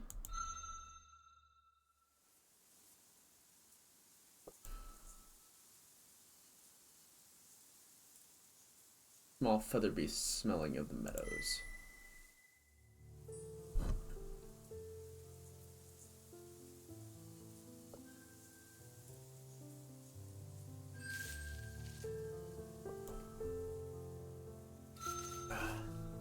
It doesn't always do things first. It can start wherever in its...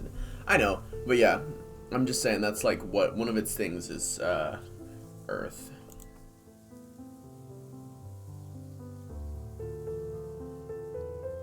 Alright, keep still, observe. Boom. Aw, man. Oh well.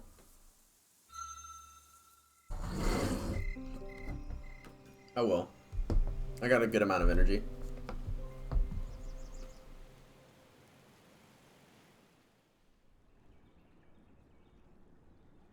The sun has risen.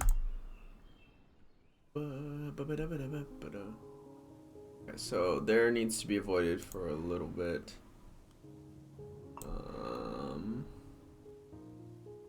Let's explore this area. It's pretty big. Then I'll explore the area to the left of it the next day.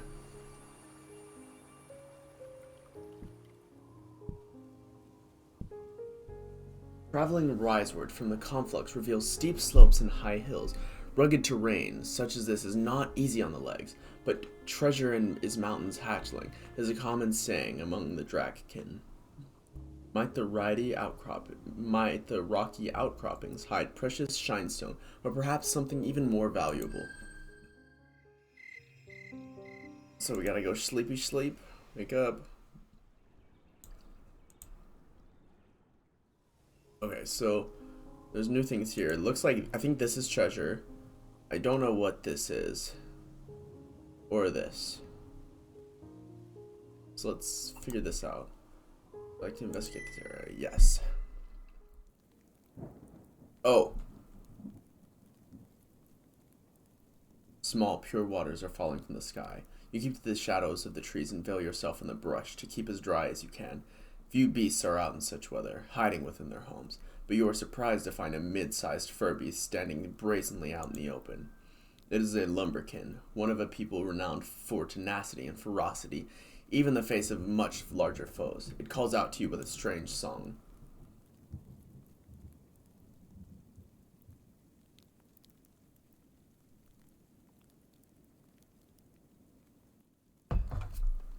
Far from frostward fields fares this flame-souled fur beast, a warrior, though age weak and winner of wars. The wind wafts forth waves of Drakekin sent wayward, a final fight foretelling, fame and fortune finding. To a true fighting soul, treasures too I shall tender. That's the W. Yeah, I mean that looks like the W. Treasures too I shall tender. Come and bring claw against claw, cruelly clashing. The lumberkin's soul blazes, as if eager to escape from the narrow confines of its aging and scarred body. What do you do? Life is dear to all, from the smallest to greatest. That's why it wants to throw away its existence. Ask about the two treasures it offers. Gauge its strength.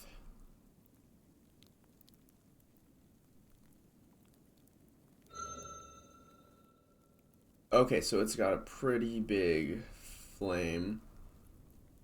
I'll have to wait on this one.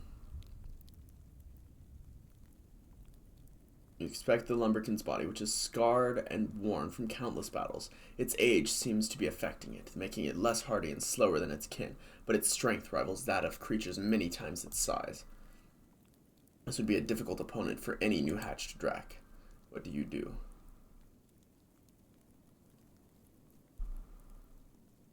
Best that you are not powerful enough to defeat such a powerful warrior, but pledge to return soon to end the lumberkin's existence. So be it. Strength to yourself gather swiftly, forging the fighting fires found in your frame. But I beg you be brave, as your bold bygone brethren leave me not to languish nor linger too long. Fuck honey badgers. What's wrong with honey badgers, Ball? Like, what'd they ever do to you? Alright, we're going to investigate this area. Actually, no, let's figure out what this guy is. Yes.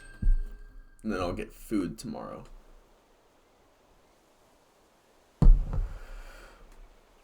It smacks of shinestone, but with a hint of fire and sweet rot. Following the scent, you come to the entrance of some kind of den. They literally take on lions. I ain't fucking with those things. Yeah, but what are they doing to you? Just because they go and fight shift, I mean, if they come and fight you, sure, fuck them. Like, fuck those things. But, like, if they're not doing anything to you, why fuck them?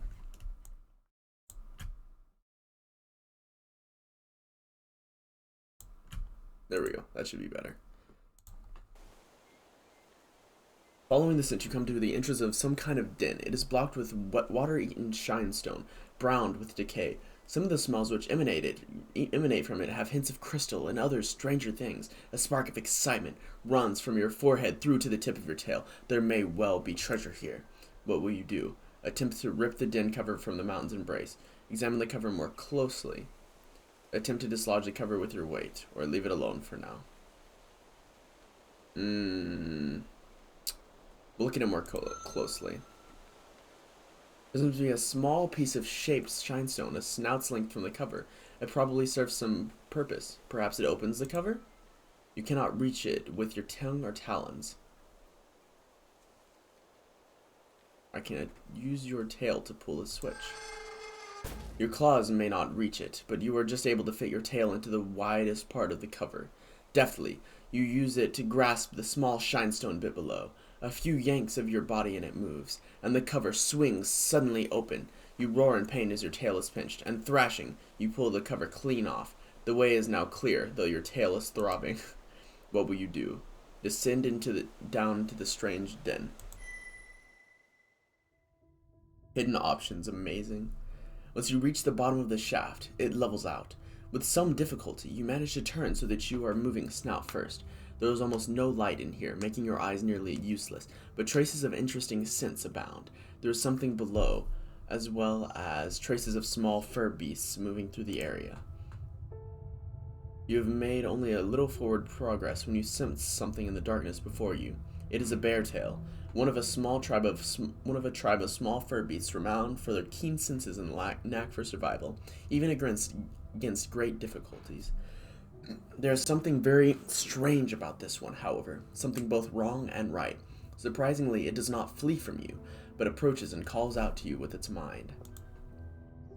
1 and 1 combine into 2, 2 and 2 combine into 4, 4 and 4 combine into many. They should have done more. By the enlightened mind I bear, which can grasp even number, and in the name of survival, this one brings warning. Danger awaits in the abandoned lair of the others.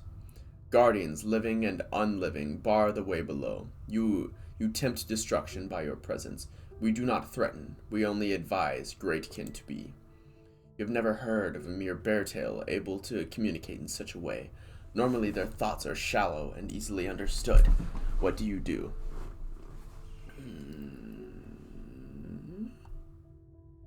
Ask it.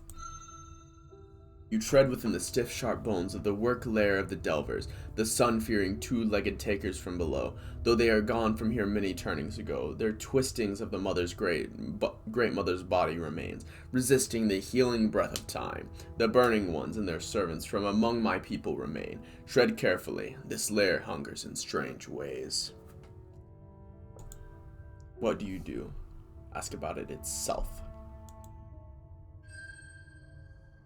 This one is never ever, enkindled envoy of the almighty beast, the undying master, most powerful of your great kin. This one is on a holy mission. The master commands it. More than this is not for you to know, O honored one. What do you do? Perhaps, but there is also danger. Know that there is no treasure in all the world which is worth trading for the destruction of the self. So has the Great One spoken, and so it is. The beartail makes a low-snouted gesture of submission and respect, and then retreats into the darkness. It leaves not even a scent trail behind, which is slightly terrifying. A beast without a scent is a defiance of all you know to be true. Odd. We shall continue. Alright, Casey, forward or right? Oh wait, you actually know, so it's not... I can't ask you because that's cheating. Good adventurers always keep to the right.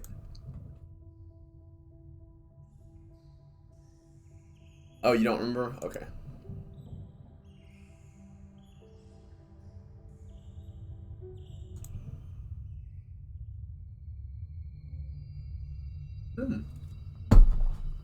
You have found a curious enclosed space. Plant organs were once gathered here into a trove, though you have no idea why. No Drac would find such things valuable. Some kind of mushroomkin has built a life den, glowing towers like living treasures, extending its reach throughout the compartment. It seems to beckon you forward. You have heard that beings such as this are wildly unpredictable. Some are harmless, even beneficial, and some terribly poisonous. Shy, shaded flecks of the fungus drift lazily through the air. A strange tang creeps through your senses. In order to investigate this any further, you will need to breathe in the progeny flecks of the strange fungus here. What will you do? Ha ha ha ha, I remember this though.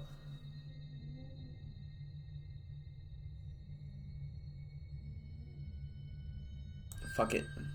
This is a trove of decayed vegetable matter, crowned with a triumphant palace of mushrooms. Beautiful and luminous, the fungal being constantly murmurs itself into the air. What will you do? Taste just a little bit of the blue fungus. Sing to it. Search through the vegetable trove. Burn the fungus down with your breath. I'm gonna sing to it. Attempting to find a mind to sing to, you project a standard sunrise greeting outward. What you receive is a string of sigils and images that seem to make absolutely no sense. A chirping symphony of color and happy emotions, but you perceive it to be but a covering for something beneath. You have gained some air mastery. It is very difficult, but you finally unearth the true communication, though it still seems difficult to understand. Exploration status L1.21 Bravo. Confirming presence of Legate class bioform. Expansion opportunity equals positive. Continuing colonist. Release initiative Bravo 2. Broadcasting decoy signal on frequency. Victor 1972348 Alpha 82664 in November 277980. What will you do? Leave this place. Coughing lightly, you leave the presence of the mushroom monument. What the fuck was that? Okay. So we'll go back. Go back, and then we'll go straight there instead. Oh. Rats. Aw, rats. What is your will?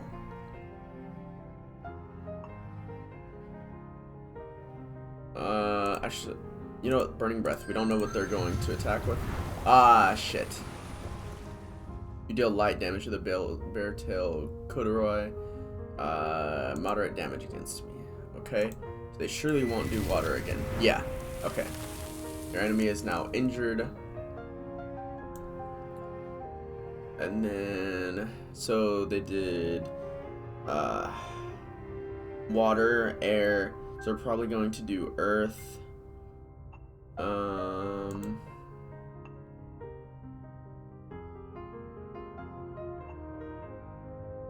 Wait, what is this? Oh, okay, that's just it. So they'll probably do earth. Oh, no, they do fire again. So then, boom. The group scatters. So one or two of theirs are too wounded to escape and are easily consumed. You've gained some energy. Pog. Alright, now we're going to go straight.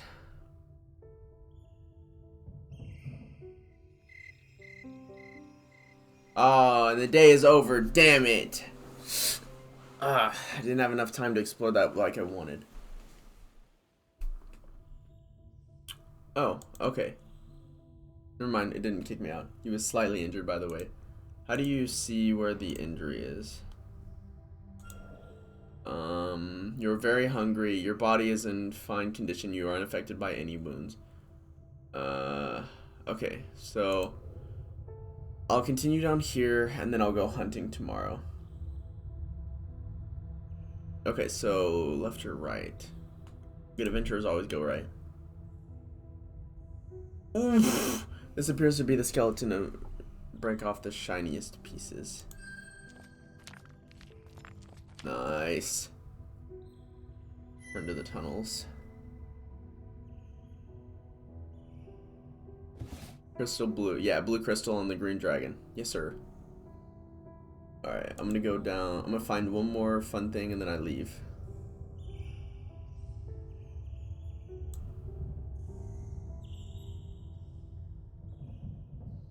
Blue healthy, yellow hurt, red very hurt, about to die. Ooh, the vein of the tunnel seems to have collapsed from the crushing embrace of the earth. A chunk of Earth's body is here and some of her shiny essence sparkles within. Take the chunk. Examine the collapsed section. The crushed vein of the den is blocked off by crumbling earth. There is a hidden option, but with enough force the vein can be opened. I'm not strong enough to do that. That's what it wants me to do.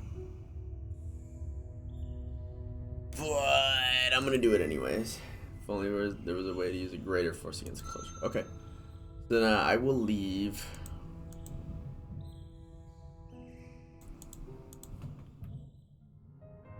Ah, it's fighting time. Okay. Okay, so they have a water attack and an air attack. Okay, so air.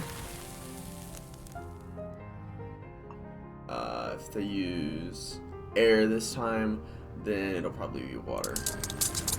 Okay.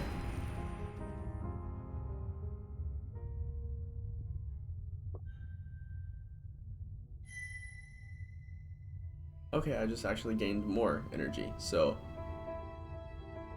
I'll go a little bit deeper.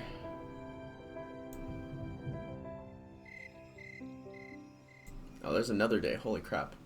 Okay. Last thing I'm gonna be doing, and then I gotta go sleep.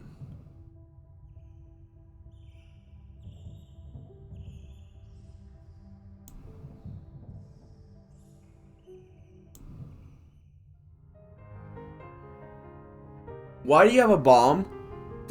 What the fuck?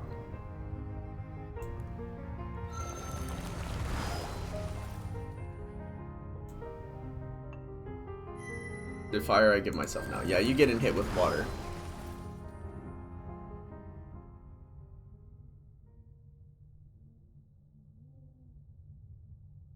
I got a fucking bomb. Epic.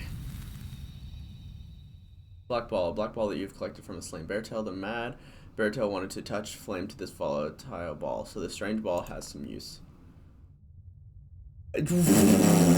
What?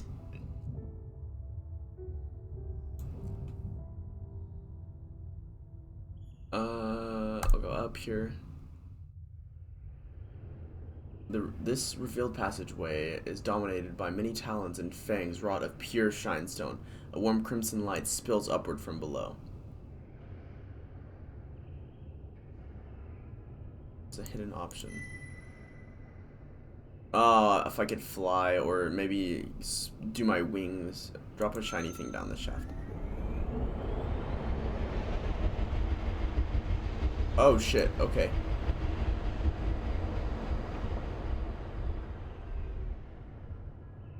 Nope, we're not climbing down there. No, sir! No, sir.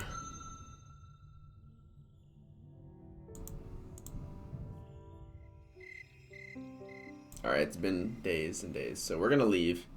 Because although I enjoy this place, I need to go hunting.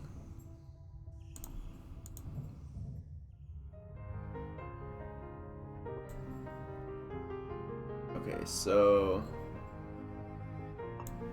Burning breath. Damn it, okay.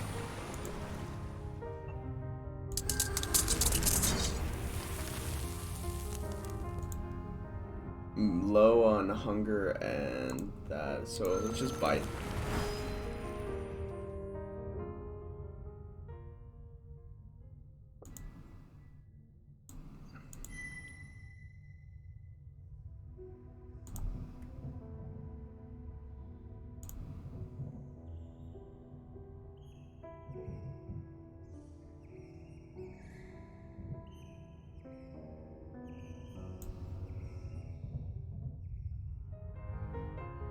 No, no, no, no, no. Water.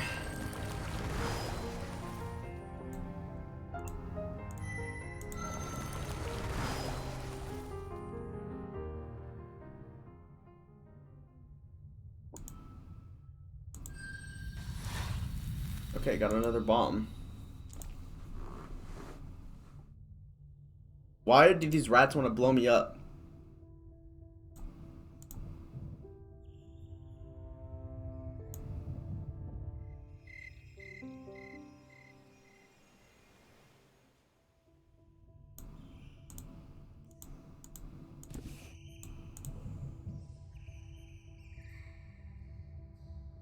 Right. I mean, I figured it was a bomb, so I was like, nah, nah, nah, nah, nah, nah, nah.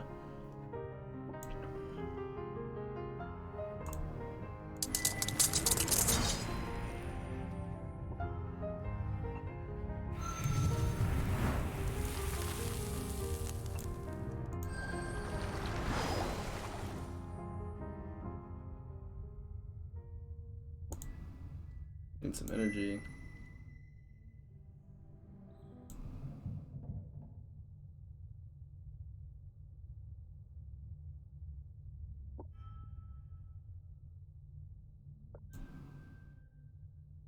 Leave it alone for now.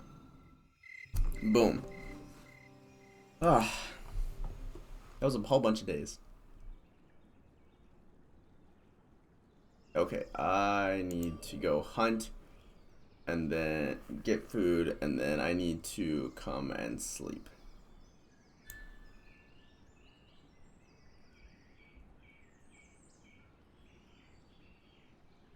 Cool. In part 1, embrace the wind before you are ready. In part 1, help a great warrior to its final rest. In part 1, obtain a rare treasure from below the mountain.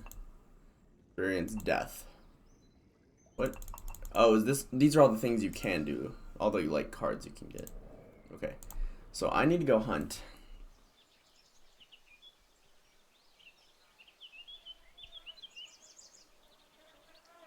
Oh, nice.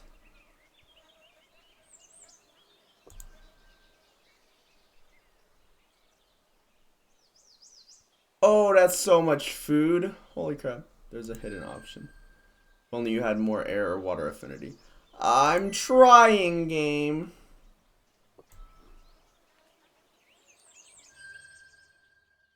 Blue spore not disappearing from sky. Oh.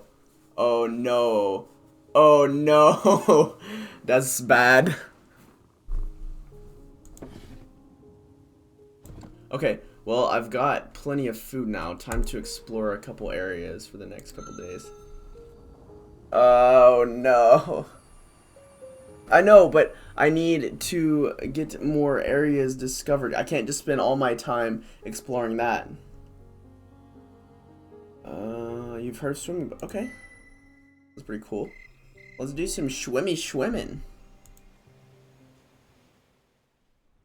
Okay, each day, time of day passes, it looks like there's a little bit less of it.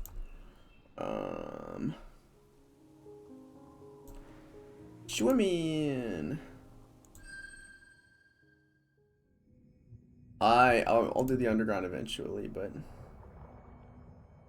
where the heart bone valley meets creeks meet, they form a river. The waterway looms deeper here, and among the gray-green shadows, you see the forms of water-bound prey. This is a realm which you have not yet experienced, but it seems to call to you. Taking a deep breath, you slide under the water. Water, it seems, caresses your body more boldly than air, and you enjoy the sensation rushing over your feathers and scales, hunger slipping from your mind. You are fascinated by the watery essence of the scaly swimmers you meet, although they swim away from you quickly, humbly. Oh yeah, that's because you have to find the great green before the no-tails find you. That's why slowly you're disappearing each day. What? Oh, yeah. No, I'm talking about the, like, spores. The spores seem to be disappearing from the screen. Just as you are beginning to master moving in this new landscape, you suddenly stop short. There is something in the water before you. To other beings, it might seem no more than a shimmer, but your drac eyes open to heat and essence as well as light, it is far more. Your core writhes briefly, excitedly, as you realize you have encountered a water spirit, a pure avatar of the sacred element. Its mind song prods gently at you, and you open yourself to it. No drac would be so rude as to deny a messenger of one of the great four at least an audience. O new-begun hatchling of sun and earth, bear now my resting song. I ran down a sunlit slope, singing gently as I went. A great stone rose up before me. What did I do?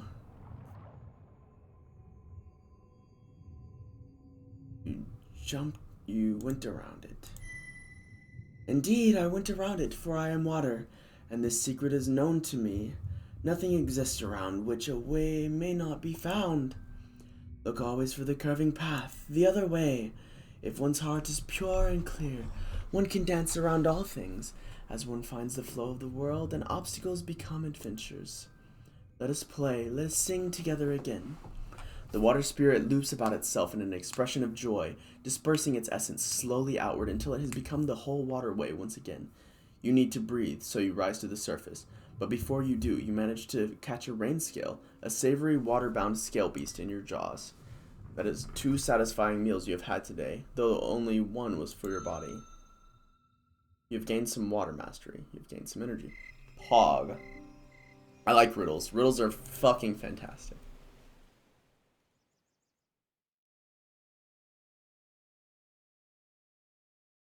The blue fungus which entered your body has begun filling your lungs more and more with each passing sun. At last, you are unable to take in enough air, fall dormant, and soon enter the great silence. The fungus makes a great layer out of your body, which it finds to be a fertile place indeed, and continues to reach out its subtle, deadly fangs towards other hapless creatures. Motherfucker! You have succumbed to blue blight.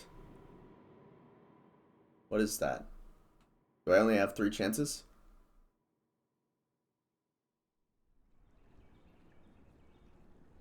Fear and agony fade, replaced by the familiar scent of earth and sounds of air and water outside your lair.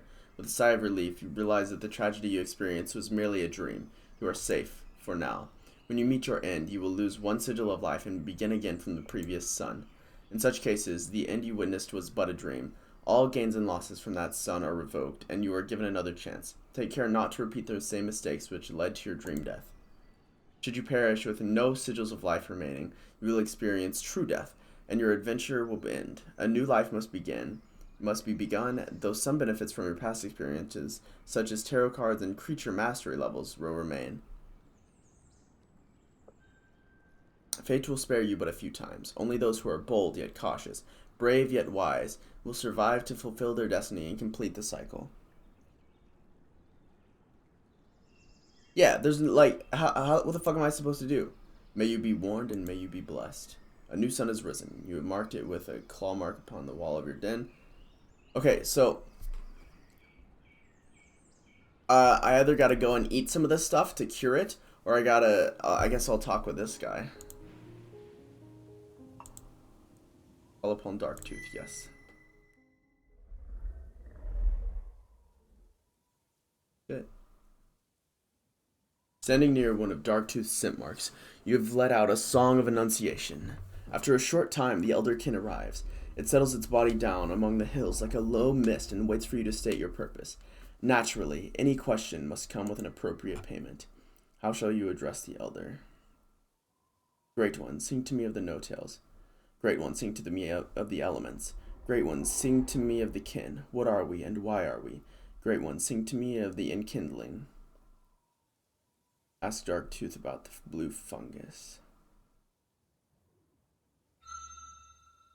A presumptuous, troublesome thing. Like all fungus, it is unrelated to the plants and beasts born of earth and sun. Its descent was before the age of rising, when air and water were still weak and fire was strong. We have lived in relative harmony with the fungi. Some are even beneficial. Beware are those which emit their own light or have strong colors, however. They could bring destruction, even to great beings such as we. If it has taken root within, you must make your body inhospitable. Certain warriors among the tailbeast tribe carry a deadly venom. Consuming one raw will eliminate the fungus from you. There is another way as well, more certain and immediate, but only a desperate youngling would willingly choose it. There are true prices to pay, one of treasure and one of agony unimaginable. Death bite, tailbeast, and rid yourself of the unwelcome guest. Ask Darktooth to purge the blue blight from your body himself, expensive and painful though it be. Okay.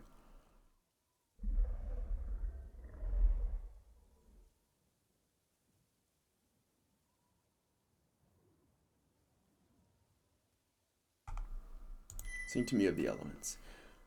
The great four. As your legs uphold you, so do they uphold reality, and cause its movements and its progressions. They come into being through the circle dance of the cosmos, from the longing of sun for earth and earth for sun, and of all beings for each other. They are these: air, bearer of songs, the great uplift, element of speed and the mind. It resists boundaries, invisible and unstoppable, searching always for new ways of all the four. It is swiftest and most free. Gain some air mastery. Fire, the devourer, the hungry one, the element of destruction and power. Within fire is the sacred lust which drives all good beasts to the dances of creation and destruction, the will to power, pride, and ambition. In the outer reality, it is the bright dancer, the seed of which we carry within our cores and breathe out upon our foes. Gain some fire mastery. Still haven't reached level 1. Water, the ever-changing one, shapeshifter of 3 forms, element of hidden things, transformation, and the senses. Water is the very essence of the great birther, without which she and all of her hatchlings, even the Drac, would perish. Water flows red within and clear without, but in any form it shifts and changes to fit any vessel. Learn its truth, for life shall twist you into many shapes, and unless you are like unto water, you will shatter. Gain some water mastery. Earth. Blah, blah, blah.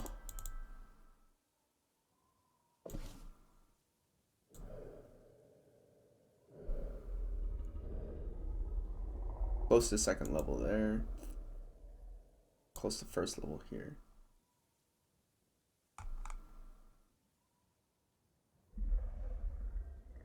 Okay.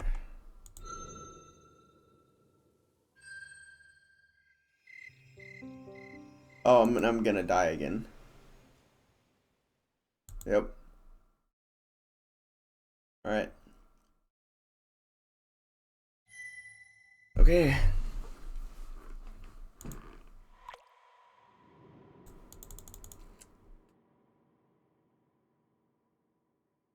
Believe it, yeah. I gotta hunt a snake. Fuck, dude.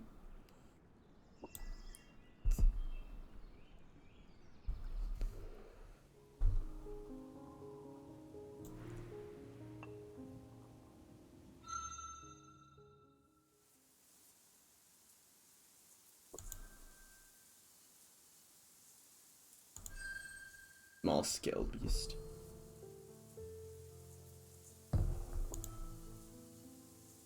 Let me draw near. Okay.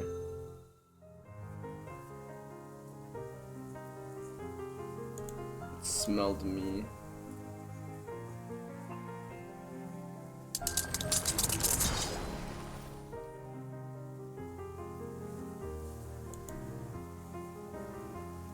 Okay, so it just used earth. I'll try fire.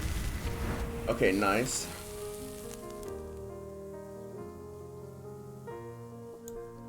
Okay, so it went earth, air. It's probably gonna be water now, so I'll do Swift Strike. Yep. So earth, air, water. Probably earth again. Yep. If you completely die, you can start at part 1. Oh, that's good. Okay.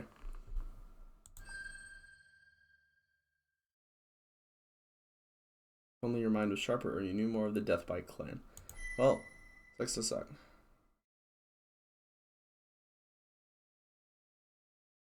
While the taste is not bad, your core begins to object shortly after you swallow the poisonous good beast. The unpleasant feeling spreads. You feel awful. You've gained some energy. You have, however, stopped glowing blue. Pog.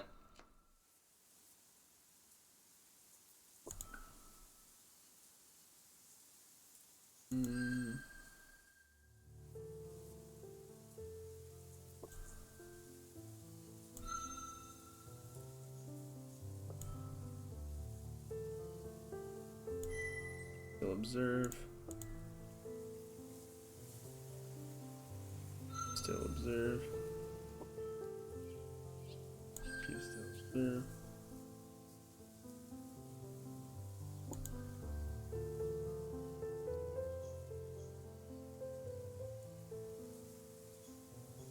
Strike. Chase.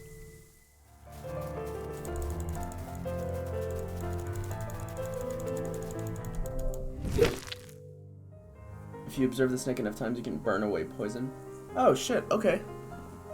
Good to know, good to know. Okay, so we're gonna try and burn this boy.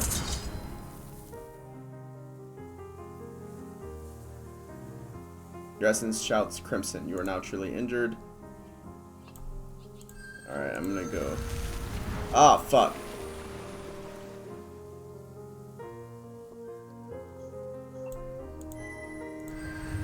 There we go.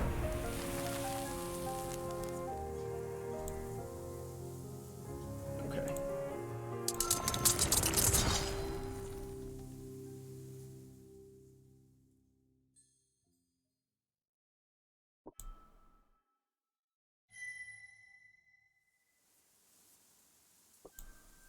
Time to go home. Retire for the sun. I've got plenty of energy. It's time to feckin' slumber. No more hunting. Yeah, that is correct. Your beautiful body has come under attack by countless very tiny beings, entering you as you might. What?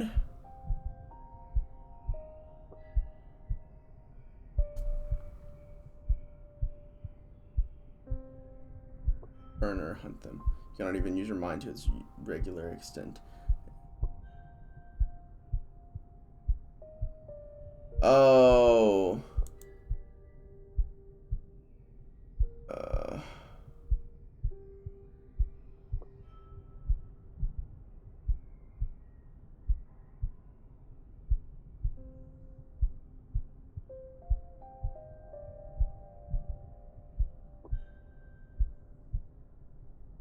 Go and visit Darktooth.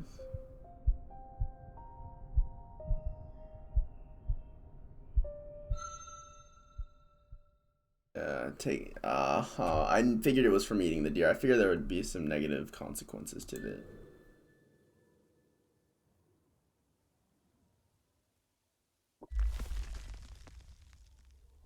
This one smells disease within a young Drac. Darktooth communicates in his usual sharply glowing mind song. After making an appropriate offering, it elucidates. Countless beings, tiny beyond perception, surround us at all times. Most are harmless, but a hostile swarm is attacking your body. Should you survive, you may ultimately learn how to prevent such invasions, but for now, you are subject to their predations. Resting in your lair until your body is victorious is a slow but effective solution. Alternatively, I could accelerate your recovery, though it will cause some damage to your exterior. I can't afford to... Yeah. I can't afford to...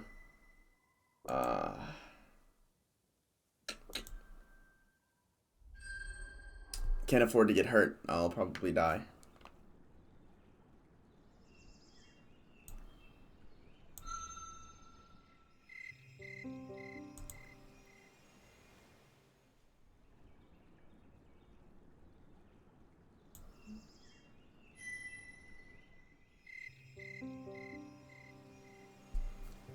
It's too late now.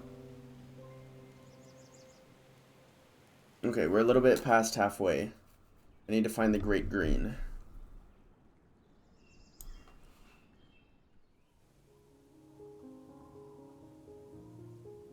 I haven't searched this yet. Oh yeah, I have. That was the thing down. What is this though? Looks like light bulbs. Oh, fireflies!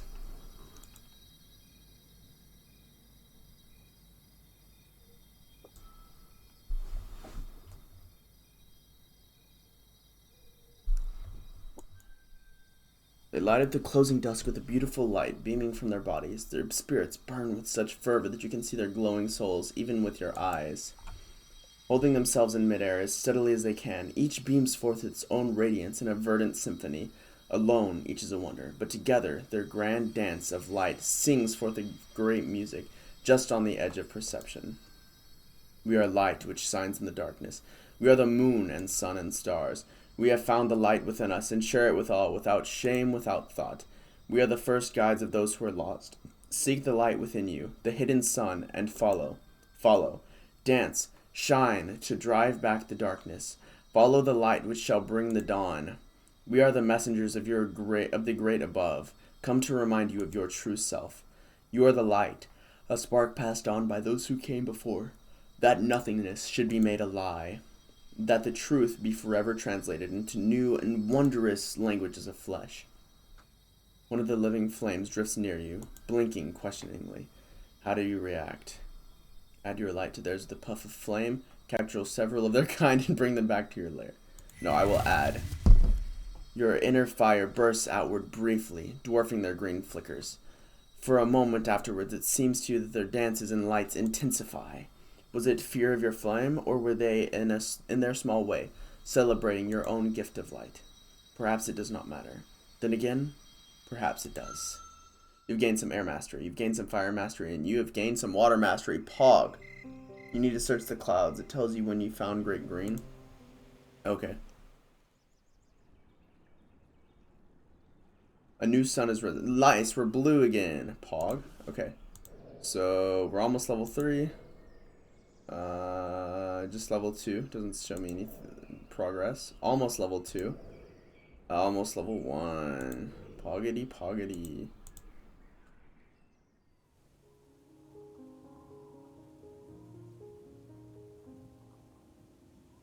Oh, can you search an area more than once?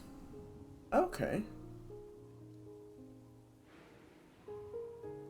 Yes, explore. Oh, after I find the Great Green, I'm going to continue being able to explore this area.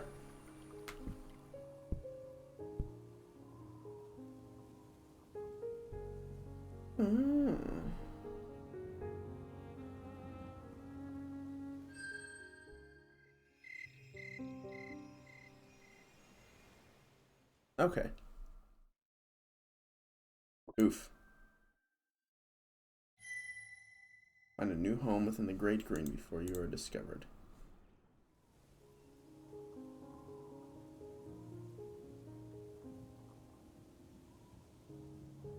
I'm gonna assume the Great Green is up here.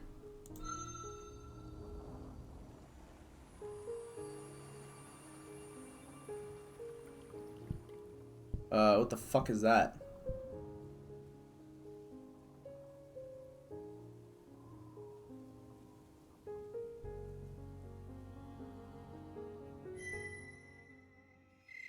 Found the Great Green. So now I gotta search for it.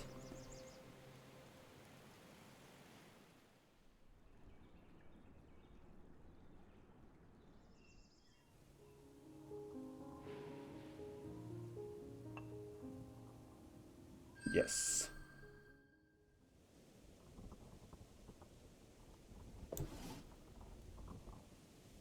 You've come to a sacred place. Any good beast could sense it. A verdant gateway, redolent with laurel, mint, and sweet decay. A being more powerful than even the kin has claimed this place and what lies beyond. This is the entrance to the Great Green. The Great Green, the forest primeval where your people have hunted since the first kin emerged from its chamber. It is infinite in its beauty and its danger, changing as the turnings pass. Though its denizens of long ago are mostly gone, the spirit of the Great Green remains. Forever in its perfect state of constant transformation. This is the end of Heartbone Valley, where Great Darktooth lays claim to the land, and the No-Tails build their inscrutable objects. No Tailless has sullied this place beyond with its otherish presence. And you may never return. Oh. Oh, unless we get Darktooth's permission, or to challenge him. The trees sway gently, and in them you can almost see hidden shapes. Visions of what? No, not yet.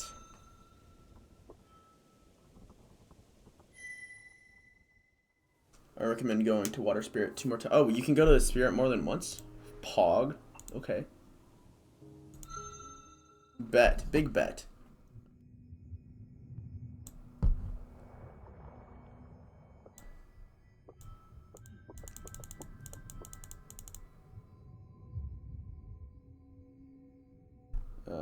You went around it. Oh, sweet.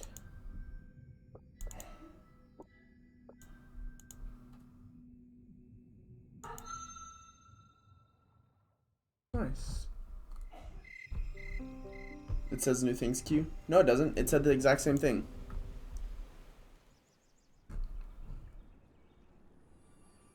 Oh. Oh, you've achieved the 3rd grade of mastery in the water element. You've learned to pacify foes, singing a calming mind song, which temporarily reduces the enemy's fire attribute. Pog. Now I'll go 2 more times.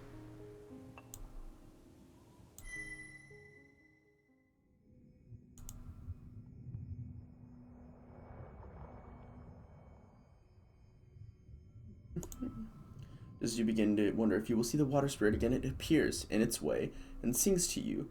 O new begun hatchling of sun and earth, bear now my testing song. Once there was a mighty Drac, one who hated me, who cursed me, who sought my destruction. How may I be destroyed? You can be consumed. Water cannot be destroyed. Well, water gets sliced apart and it comes back together. It can be consumed, but it can't be burned with fire because it turns into something else. Behold, I am water, immortal, undestroyed. Fuck. If you cut me, then I just heal. If you consume me, I swim within you for a time, and then I'm freed again.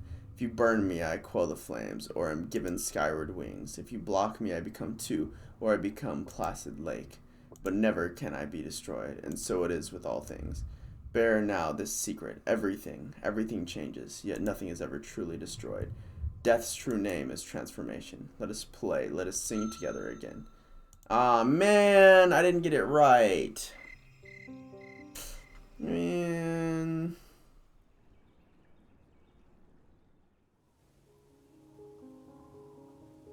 Dang it, nabbit. Okay, so that's gray now. Whatever I did there, I don't remember what, but it's gray now. What was that? I don't remember. Oh, yeah, lightning bugs. I don't know what that was, but I feel like it's gonna have some later on thing will come as a result of it. O new-begun hatchling of sun and earth, bear now my testing song. What is the name of the water within you? Name me and know me. You are the red essence. You are the clear and invisible breath. You are the unbreakable bone. You are all of these things. Though great am I am not a— Damn it!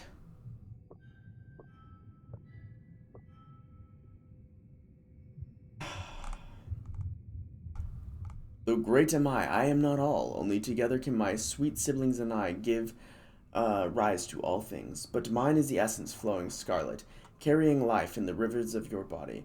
A quieter rhythm, more subtle than breath. A flow reaching every inner lair and den.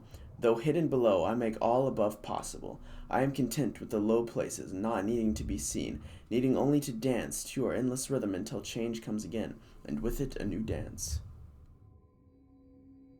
Yeah, so it is water which is strongest below life's surfaces. Grow great in my ways, and the hidden shall be revealed. Know the power of the quiet way, open all senses, perceive what others do not, find the hidden sea. 3 songs have I sung, and 3 back have I heard. Our game is now finished, and my spirit wanders on. Be not sad at our parting, for water is with you always. You are mine, and I am yours, and both of us are rivers, flowing to a distant unity.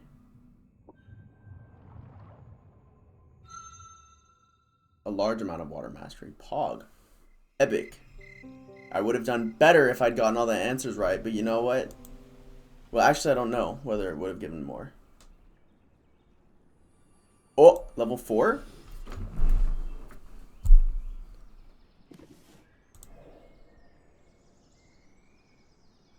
Dream mastery. You have mastered dreaming, the boundary between what is and what may be. When resting in your lair, you may now make use of lucid dreaming ability with greater effect and a longer duration. Oh, Pog.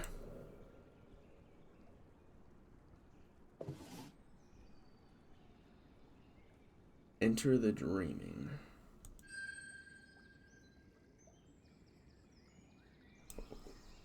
Water. Dreaming about water. It was a dragon in the... You begin sitting on top of a mountain. Your many white scales clothed in a pure beauty. Then sun rises, and in the face of his glory, you cannot help but dance and quiver. You come apart, piece by piece, tiny fleck by tiny fleck, and begin to slide down the peaks. What started as a slow surrender to your twin lovers' heat and gravity becomes a quicker and quicker dance, following the natural lines of Earth's wide and beautiful form as you tumble over yourself. The little trips and falls are your favorite parts of the journey, and you meet other rushing flows, becoming one with them and learning the hidden stories they carry as you approach the meeting where all shall be one. Earth finally falls away, and you slip into the great oneness. For a long while there is darkness, and you are not sure what you are doing. So many things are passing through you, taking you into themselves and then releasing you. You are moving, and you are enduring still and still. You are one, and yet tiny pieces are forever being added and taken away from you. But always there is a love, a support of all life without judgment, a love of the lowest places and secrets kept at the bottom of the darkest ravines of the night, deep which have never known light, and never will until the world ends. You are the flow, the catalyst, the connector, ever humble and yet ruling over all by your very nature. You are water. You are water. You are water. End stream lets you go to Great Green because that's start of part 2. I don't know if I'll end, but that it'll be close to when I'll end. No tails have been smelled near the river, though it will probably take them at least several more suns to find your den. The Great Green awaits you when you are ready to move on. So what did that do for me? Did that give me water mastery?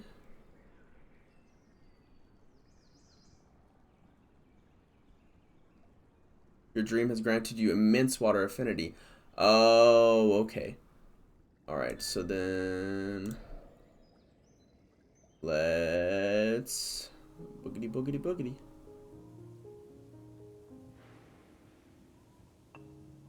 Figure out what this is. It out you two levels high. Oh! As you're returning to your den at dusk, an odd keening noise draws your attention. Investigating, you discover a strange sight. Two groups of tailless beings are rotating, gyrating on their spindly hind legs while clutching each other with their forepaws. What could this strange dance be? The dark ones are no-tail givers. You can smell their musky, oily scents, each one different. But the bright ones, what are they? They appear somewhat like no-tail birthers, but they are most certainly not. Eerily, each one of them has the exact same smell, with not a trace of difference, as though they are just one being pretending to be many. They are giving off a powerful birther scent, perhaps too powerful, and laced with overtones of blackberries and lightning, and the heat radiating from their bodies makes them almost glow in your eyes. The shrill noise is coming from them, a song of sorts, their voices lifted in a too perfect harmony. The no-tail givers seem transfixed by them, and as the dance continues, the brightlings, for that is what you have decided to call them, draw the givers in, closer and closer, allowing more and more touches from their forepaws. One by one, the couples detach from the dance and retreat into the trees, each pair separate from the others. Finally, only one pair remains. What do you do? I'm going to attempt to sing into the mind of the birther.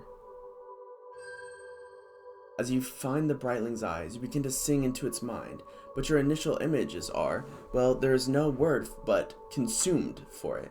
Its mind is like a rainbow whirlpool, consuming your messages, sucking them away to somewhere else.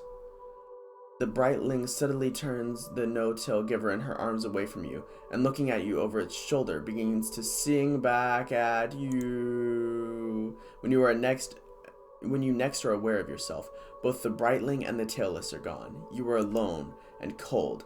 As you make your way back to your den, you begin to wonder, what are the brightlings, and what are they doing with the no-tails, and why? Perhaps a wiser Drac may know more. You gain some air mastery and some water mastery. I don't know. No clue, dog. I gotta hunt. Hungy. The long, clawless paw prints of the no-tails have appeared dangerously near your den, and their scent is now in the air when you awake with each new sun. Alright. I'm going to go hunt fish in pond by Great Green. Nice. Level 2 air. Easier and more filling. Okay. Toge. Fish in pond by Great Green. This guy.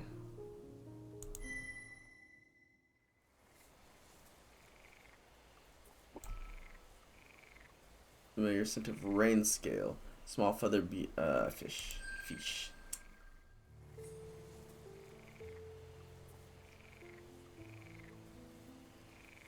The taste of rain scale essence is upon the air. As of yet, what is not immediately in front of you is not far either. Will you strike now? Or, the wind is not in your favor and carries your scent directly towards your prey. You must move quickly if you wish to sneak up on it. Silently draw near. Green. So that should be good.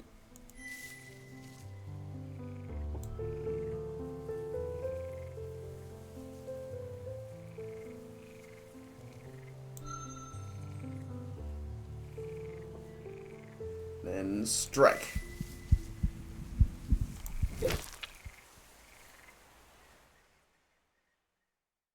You strike true, destroying your prey in an instant. You feel a sense of pride and accomplishment in your skill. Ah, yes, the flavor of fresh waterbound. It is tempting to swallow it whole, but you take a few extra moments to enjoy the heady saline taste. Gain some energy.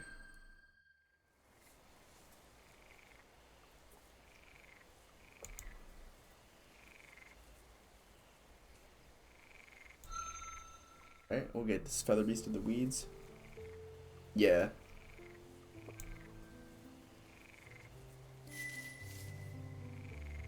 Alright.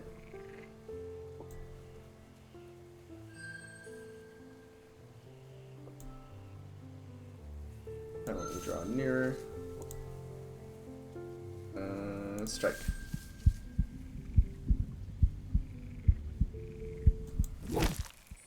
Your prey yet lives. Finish it.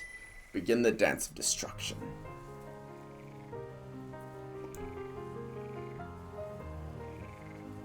Okay, so this one probably uses water more often, so it's probably... you know what? Fuck it. Yeah, air. I called it. Good. It is crippled.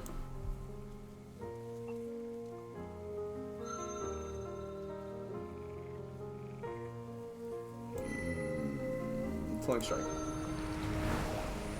Ah, it beats me. Wait. Yeah. Yeah, but I still beat it.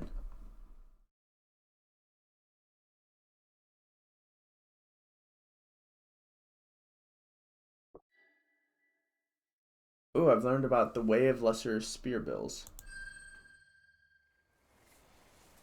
I don't think I can fight the badger. I'm gonna be honest. Don't think I'm good enough. I don't have any fire prowess. Yeah, but it's all based on your fire. Your fire is how much damage you do. It's not, I mean, ooh, I might be able to pacify it over and over again. I'll get a scale beast. Yeah.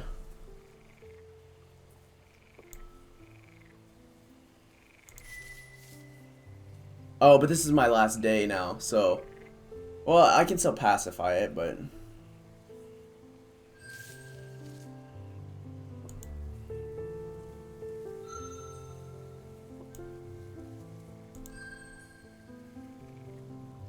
Oh, it noticed me.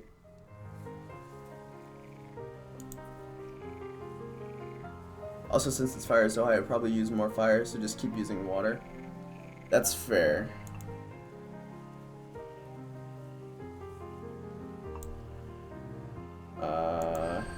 Yay, I chose right, Pog.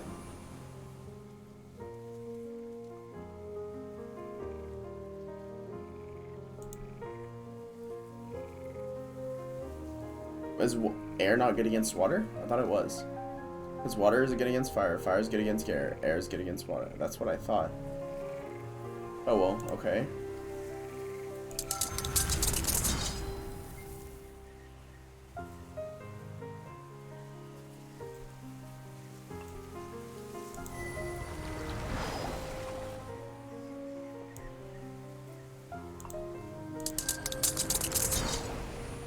Oh, all my attacks are graceful now because of how high my stuff is. Roast it with your breath and then consume it, or consume it raw.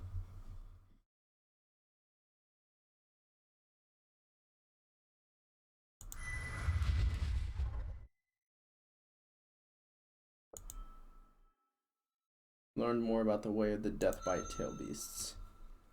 Sweet.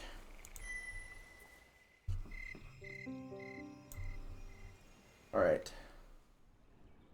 I will spend but one more day.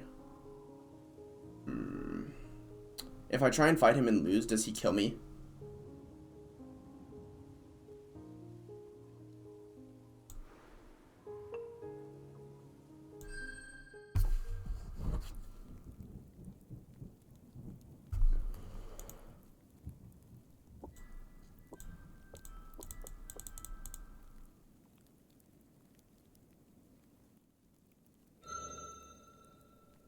So I have... It has better everything than me except water. but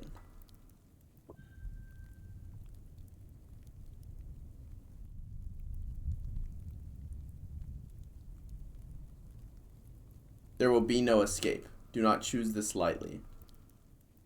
Damn it, so I just wasted a day.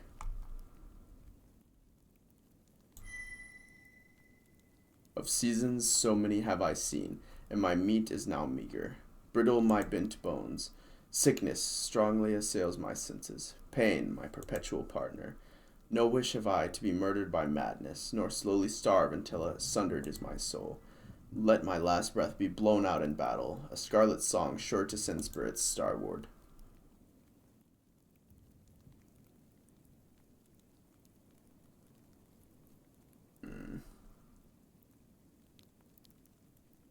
Screw it.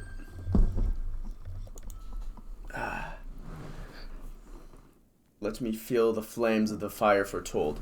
Bathe me in blood, a last benediction. Oh, fuck. I should have slept before this. I'm already... we're dying.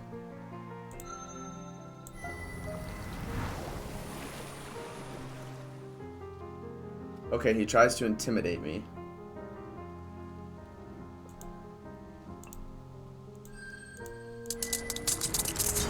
He deals light damage to me. I am truly injured. Fuck. Okay, so he did fire, air. It'll probably be water. So, we'll do a swift strike. Oh, okay, so air again. Okay, so fire, air. Probably be fire again. No. Fire, air, earth.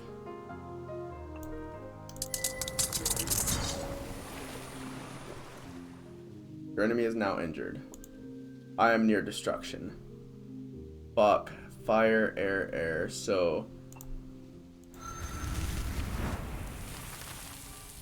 he deals light damage to me. Oh man.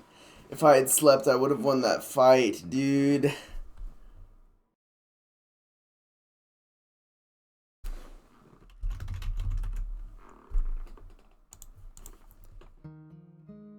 Damn it.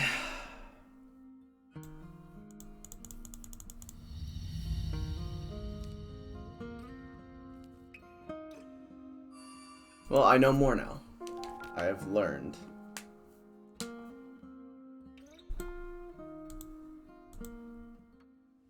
Okay.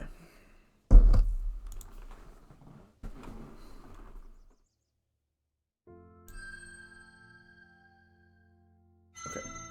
We will go back to part 1. Craft a new essence from the elements of reality.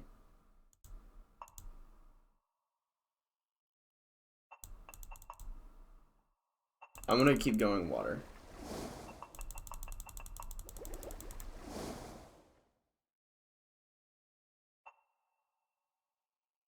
Water and earth.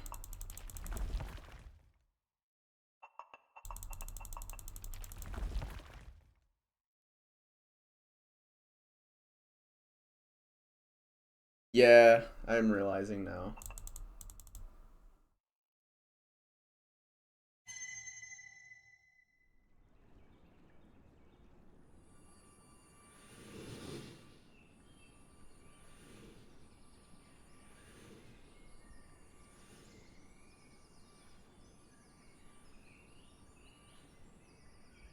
Yeah, but it's alright. So I've got level 1 everything now, and then level 3, so that gives me armor 1. Nice, so I take less damage now. I don't have the dream thing anymore, so I don't have that. Oh, you know what would be good? Okay, so...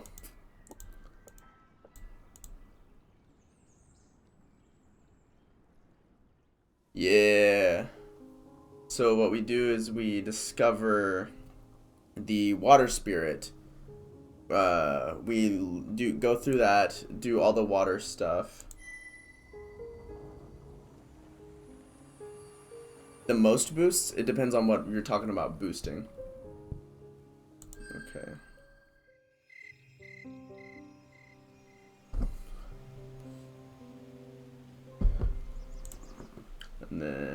much hunger do I have? How hungry? I should be good. Okay, so we're going to go here. Water spirit. Yes.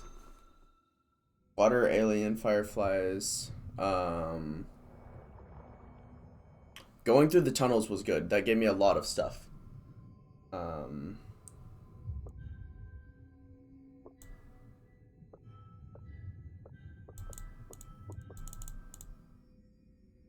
Went around it.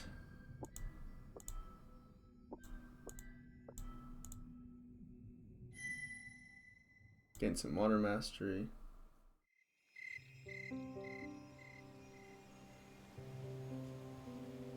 Yeah, I'll think about what I need to do there, cause okay. We're going tunnel dream air. Dream air? Oh yeah.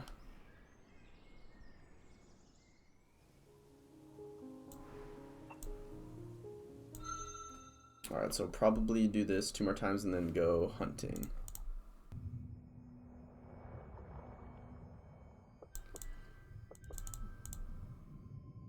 You cannot be destroyed.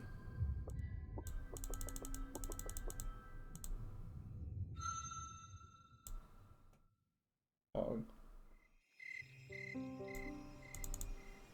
Then I also need to do fireflies.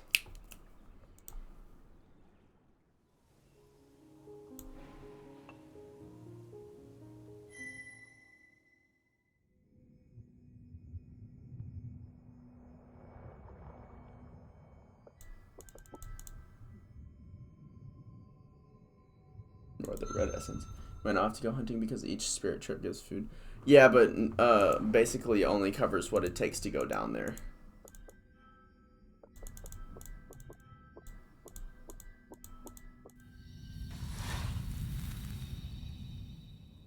Oh! Nice! Obstinate stone.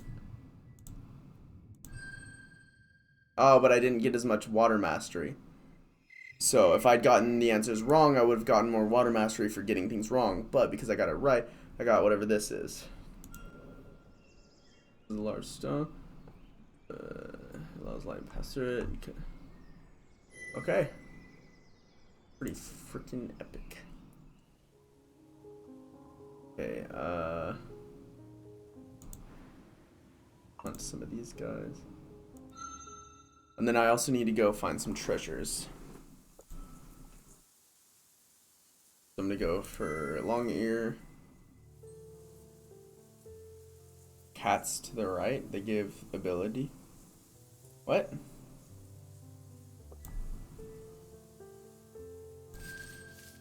Treasures don't matter much in beginning.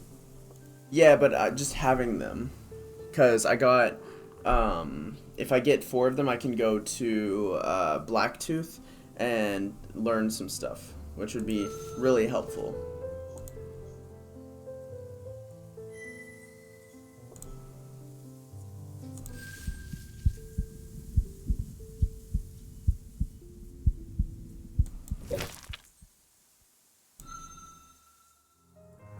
Just trust you need to go to right?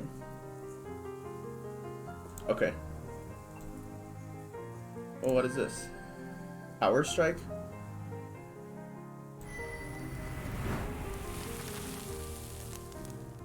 Well, I don't know what power strike is, but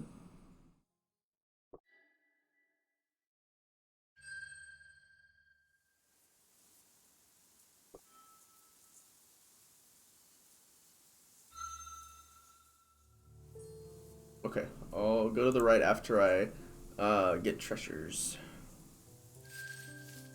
Boop-a-doop.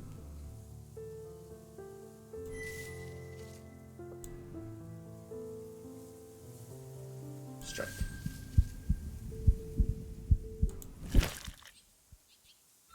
Begin the dance of destruction.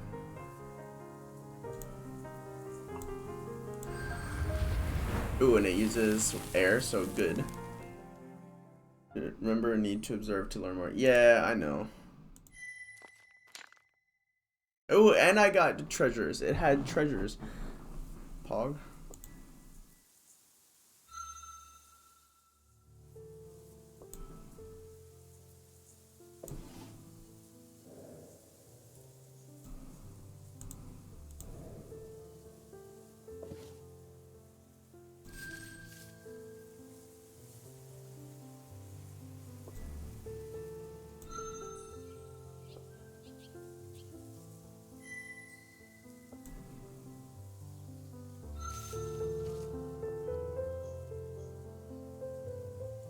I'll observe once more. And then strike.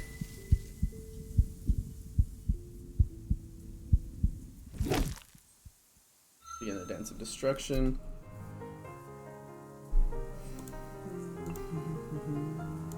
Bite.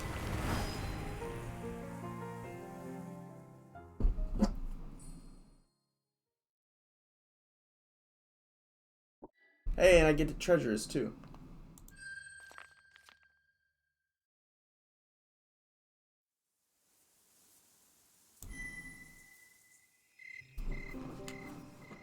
Ugh. I'm gonna be able to do a lot better since I know where I need to go. So, boom, boom, boom, bah, boom. Alright, so we're gonna get this guy done. Blah, blah, blah.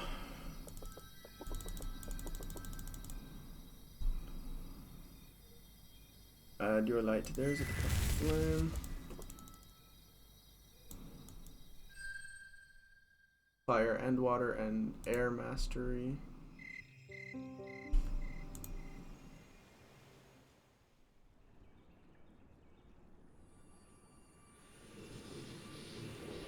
Boom.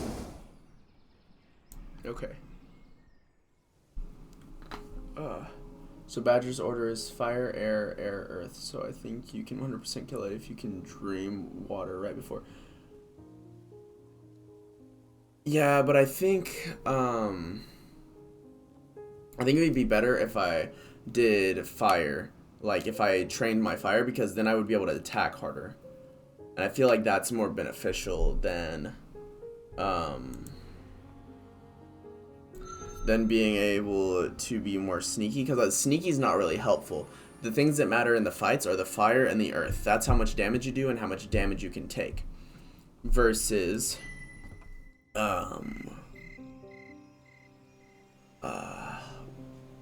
like the individual abilities don't do anything from what I was understanding.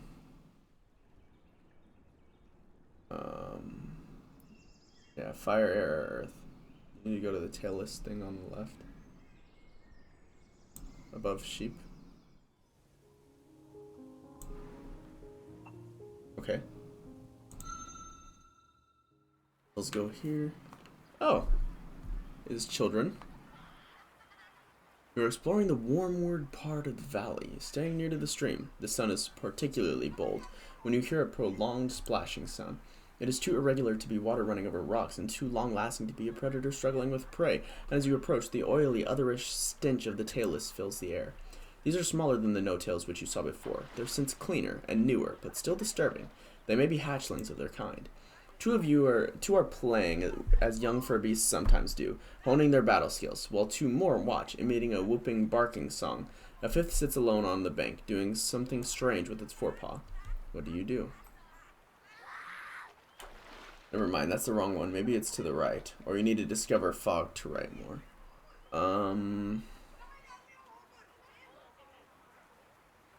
Attempt to communicate. The one alone on the bank nearest you. Singing into its mind is harder than you expected. The sheer oddity of its thoughts and emotions make it like trying to smell a stone underwater. Eventually, however, you feel some kind of connection, and paint a universal sigil for it to receive. Slowly, the hatchling looks up, and then directly at you. It seems to be able to sense where you are from the communication. You expect it to panic or cry for help, but to your surprise it does not, instead forming a strange sigil of its own inside the connection. You smell a little fear, but it still seems in control of itself. After some trial and error, you trade a few ideas. It does not seem to be able to communicate fluidly like a drock, or even a regular good beast, failing to intuit the meaning of many of your sigils, which you believed were written upon every mind. When it does respond, what it does communicate is lavish. It shows you a sunrise so rife with detail that you can almost see it yourself, and a lightning storm witnessed from inside a small cave. Most oddly, at one point, it shows you what looks like no-tails harming each other, an image of particular importance in its mind, but you do not understand its significance. Maintaining the communication is deeply tiring for you. The no-tail mind is full of sharp needles of hardened information and quagmires of half-dealt-with fears. Eventually, several adults come to collect the hatchlings, and you are so distracted by the communication that you have now been surrounded. Just when you are to be discovered, though, the hatchling with whom you communicated barks at the adult about to stumble upon you, distracting it and leading it away. The hatchling has also left some shiny rocks it wore around its neck behind. Soon, the no-tails are gone, and you are safe. This day seems to have bred more questions than answers. Why did the no-tail hatchling lead the adults away from you? It must have known you were dangerous and would only become more so in time. The mind you saw during your communication was deeply other, and very difficult for you to connect with. And yet there was a glimmer of something beneath the overcomplicated morass. Something like a bright stone hidden in a dark treetop at night, or a single lump of gold in the midst of a swamp. Like something good, something valuable, hidden in the most unlikely of places. Perhaps the lone tailless was simply unlike others of its kind, or perhaps a long, long journey of understanding was begun this sun. Time will tell. Got an amber circle. This circle of shiny orange stones was once hung upon the neck of a tailless hatchling. It is attractive, especially in sun's light, and the artifice by which the stones are connected is interesting. Og.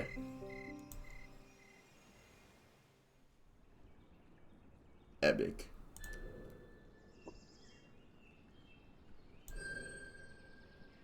Fog all the way right. Okay.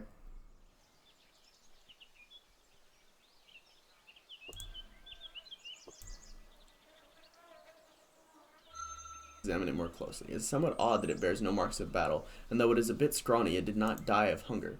Your keen senses detect some kind of swarm within it and around it, beings even tinier than the buzzing armored tiny beings which share Earth with you. You decide to call them very tiny beings, as they cannot be seen at all with the eye, only smelled, and then only vaguely. The discovery causes a kind of disquiet within you, though you know not why. With neither chase nor chance dance of destruction, you have found yourself a tasty meal. What will you do? Leave it there. Your core cries out to you.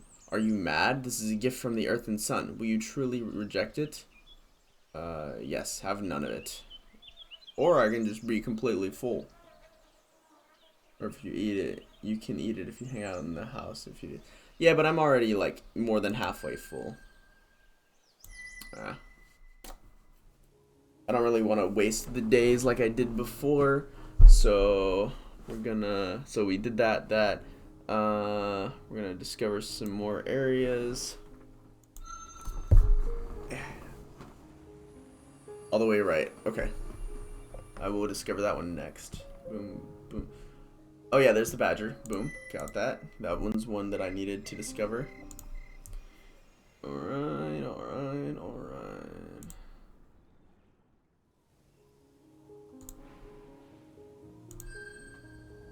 I never actually discovered this one before.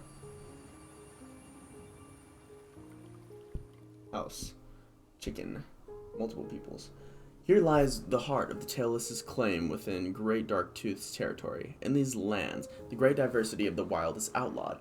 In fields of over-sharp geometry, only one kind of plant grows at a time. The stench of the no-tail hive soaks the air, and most good beasts stay far away in fear of their lives. Neither the tailless nor their slave beasts will welcome you, and only the most bold or reckless of the kin would look for knowledge or wealth here. Do you dare?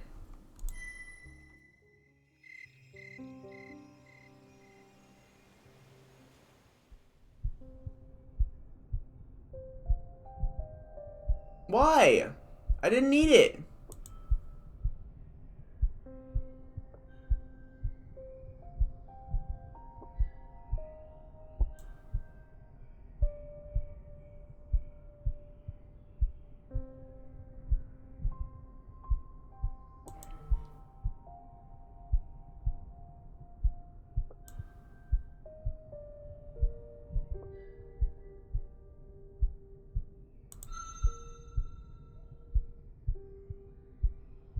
Oh, I don't have the wealth necessary to go visit Darktooth.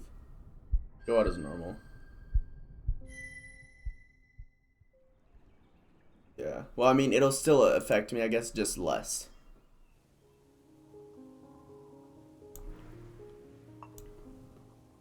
Let's investigate this house. Oh, kitties! Hi, kitties!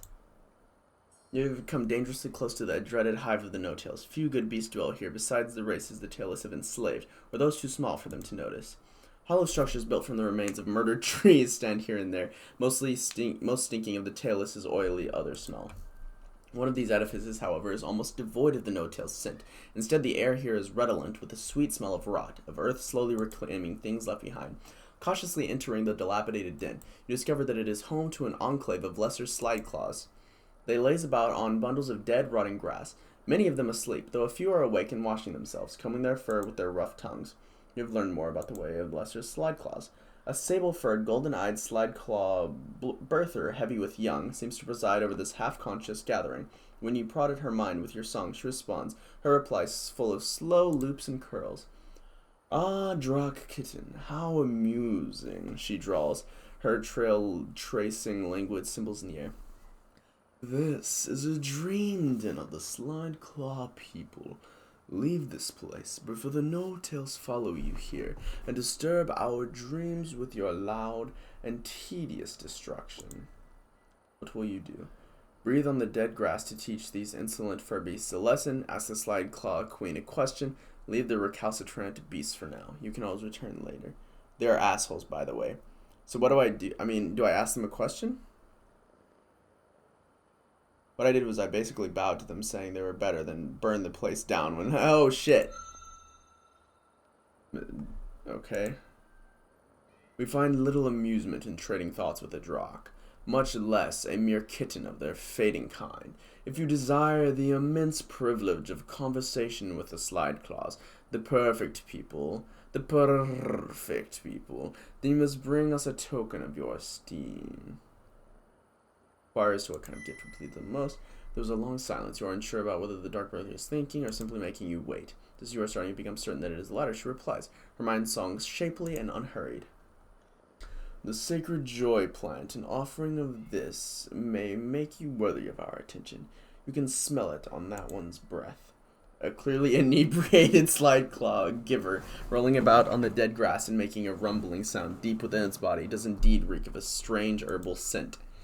Or perhaps an offering of flesh? Bring us the quiet body of one of the sun callers whom the gnome tails keep us slaves to announce the dawn. Sun callers, so they want a dead chicken. We have smelled their flesh as it is roasted by the tailless. It is savory sweet.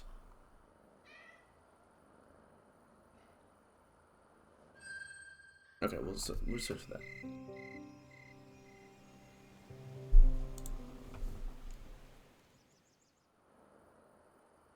Takes the better part of 2 suns to do it, but you find a small patch. Sweet.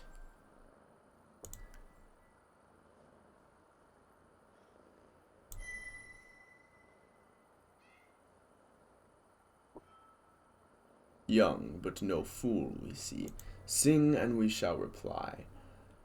Okay, after the slide claw people, ask after the slide claw people who are they. Ask them to sing of the no-tails. Is it true that the slide claws have become their slaves, or ask about this place, their dream den? I'm gonna ask about their dream den, I think. I think that would be good for me. What do you think, Case? You've done this.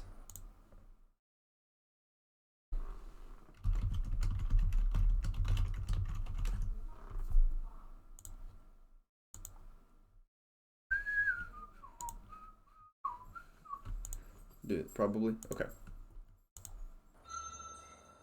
In these places, the perfect people gather to share tales of what has transpired in the dreaming, the land hidden within the darkness of sleep. Every kitten is taught the fine art of entering the dreaming with mind awake. Instead of being carried on the tides of sleep, we take control of our dreams, forging bright paths and hunting never-born prey, drinking in sights, sounds, and smells which never were in this world and never shall be, engaging in dances of creation with males of indescribable beauty, mates of indescribable beauty, and these are but the least of the wonders of the world within our minds. Such amusement. Ooh. It amuses us greatly that one of the mighty kin would ask a lesser slide claw for instruction. Often have we heard of the scaled and feathered pride of your people. It would give us immense pleasure to have a Drock bow before us and beg for our help. Do so, and we shall instruct you. A few of the slide claws tense their bodies subtly, flicking an ear or glancing at possible exits, as though concerned that their leader has perhaps gone too far in demanding the direct submission of a true kin to another good beast. Alright, we're going to bow down before her. The other slide claws are nothing short of shocked by this display, but their leader accepts your self-abasement with relish. Delicious, she yawns, stretches her kitten-swollen frame long on her throne. Forever shall the slide claws sing of the day a mighty Drakh humbled itself before us and acknowledged the greatness of the perfect people. Listen, and I shall teach. The queen gives you a complete and precise instruction. To enter the dreaming, the body must sleep, but the mind still awake. This training for this requires certain exercises to develop one's own consciousness and sense of awareness, so that one becomes aware that one is dreaming, and not merely a pawn caught up in the flow of the visions. When one can consistently know dream from reality in every moment, even sleeping, and when the realization does not cause awakening, and she teaches you a technique to prevent that, then the dream will fall under one's own control. Using this method, fantastic visions may come. At last, you feel as though you have absorbed every detail, and you are now ready to attempt it on your own. By spending a day sleeping in your lair, you can now bathe yourself in lavish experiences which inspire you to temporary power. As you withdraw, you hear one of the slide claws ask their leader whether it wise to share such a secret with a Drakh. For the price this one has paid, the exchange was meager, she replies smugly. This day, a Drakh has given over its very pride to the slide claws. I'm gonna go in peace.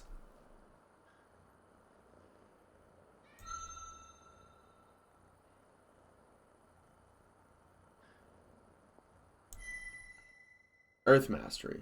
Pog. Oh, but my reputation diminishes. Burn it gives you fire. Damn it! Oh well.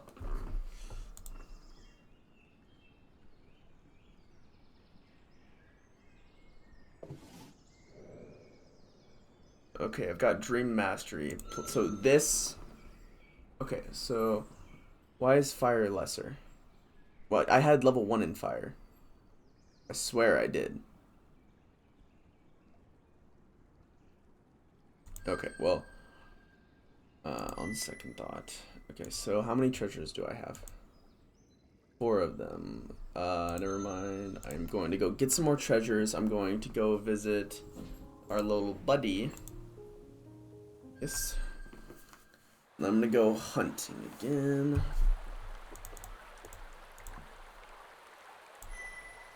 Seven, Pog.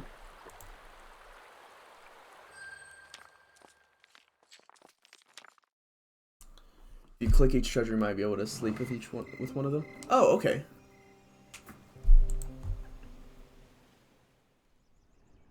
Well, I need to go hunting. So we're going to go explore a new area, the area with the fish.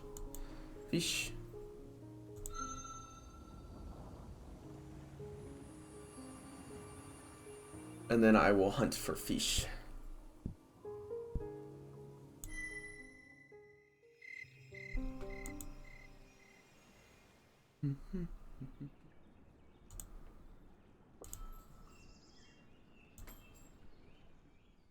I know I'm hungry. Do me a favor, bring bestiary. Okay, hold on just a sec. Bestiary, Shimmerling. What are you looking for?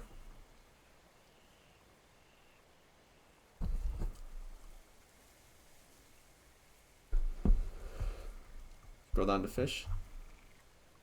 Fish. We got shift scale and long scale, or the swans.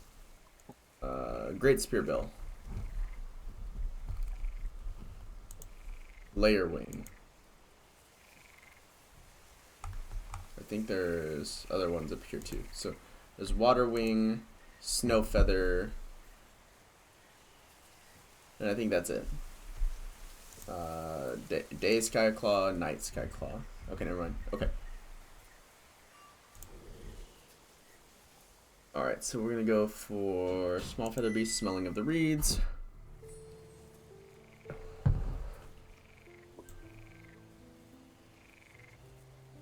Green.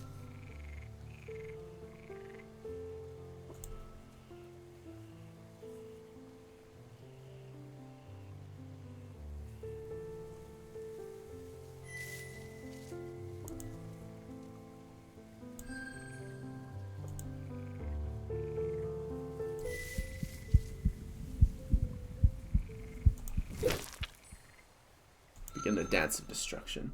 If you know everything about an animal, you can remember everything in your next life. Oh shit, okay. Alright, so it'll probably use water, so air, strike. Oh, and just use that, okay. Oh, it's dead. Easy peasy. Lemon squeezy.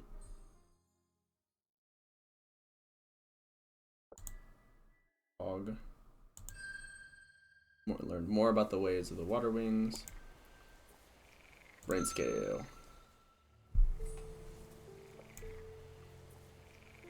We draw near. Silently draw near. Still observe. And keep still observe.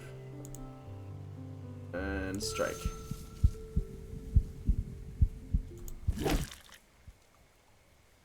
Easy peasy.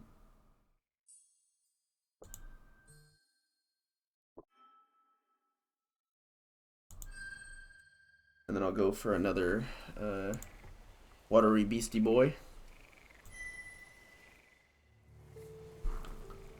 Duck.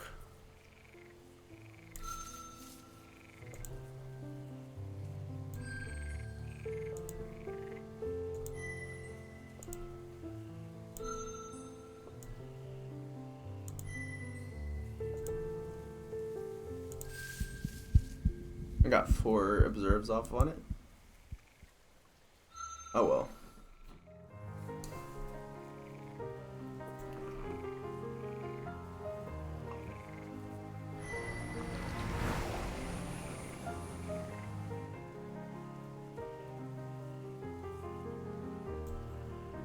If I observe too much, I know that's why I was only willing to do it that much.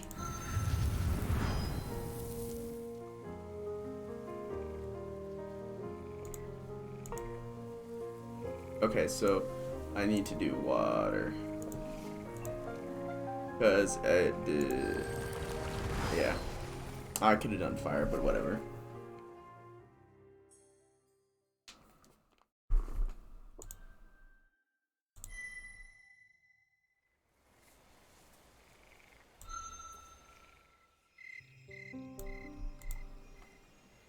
Okay.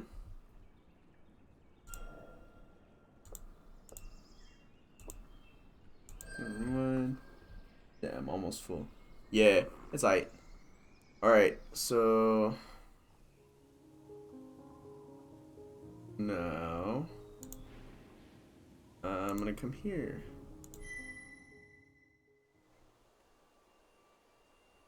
Ooh, shinestone. Oh, is shinestone just metal? Silver? Yeah.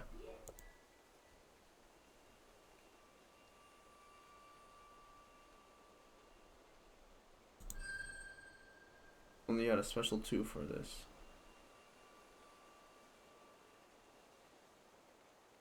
Leave it for now. Sleep with the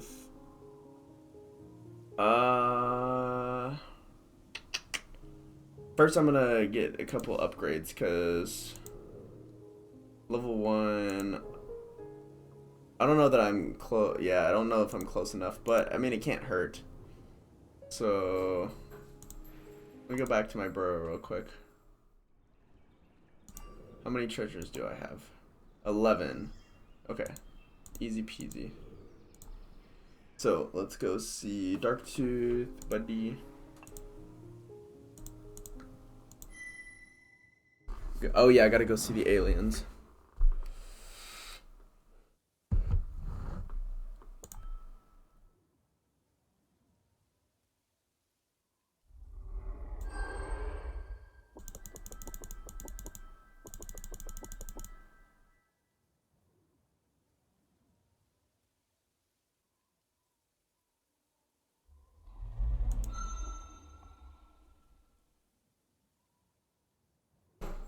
Oof. Obstinate stone.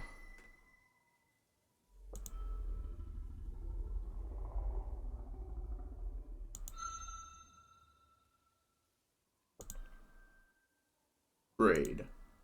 A young kin suggests trade. The being who has seen thousands of turnings, millions of suns, does it imagine that it could possibly have anything worth bargaining for? And yet, presumption and arrogance are the enemies of wisdom. We have 4 more poultices than we could possibly make use of. and perhaps a young kin might find a wake leaf useful in restoring energy. Poulticid, blah blah blah. They are but a byproduct of recent experimentation. Elders among the kin have more elegant ways of repairing their bodies. Wake leaf heals. Okay, so no trading. He does not like trading.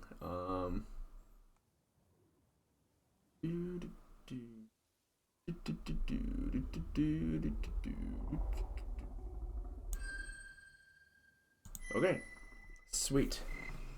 Yeah, but I don't have enough for everything. They follow my tracks. Blah blah blah.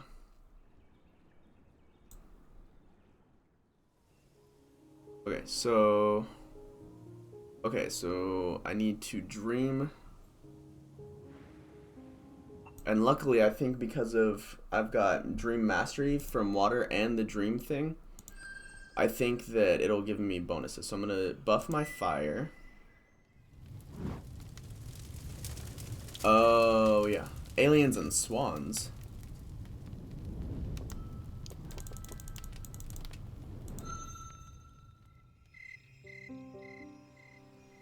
Swans by the pond. Okay. Well, it's too late now. I wish I'd known before, but let's see if we can take that guy down. Because, I mean, we almost took him down before without that. Alright, so... Dream has granted you immense fire affinity, but only for the next 2 suns. Alright, let's do these guys, because we know for sure. And then I still have one more. Fire, air, earth. Yeah. Oh, that's not the right one.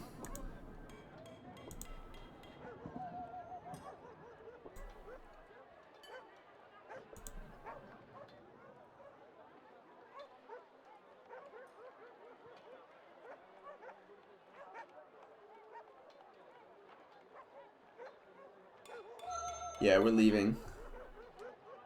Yeah, no, I'm just...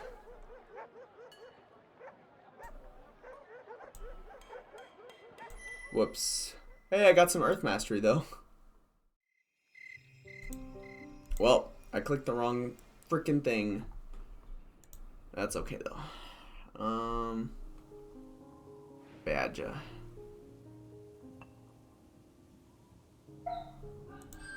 Alright.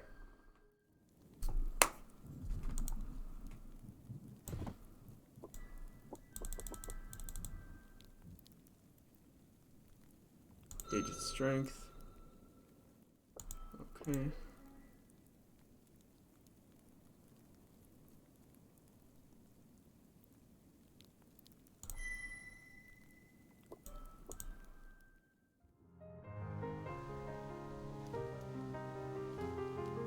Wow.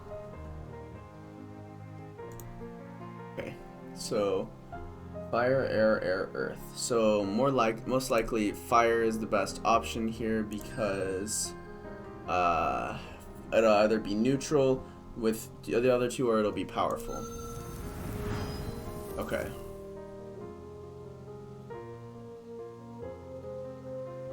And you are cowed. Dang it. Okay. Alright, let's pacify this guy twice.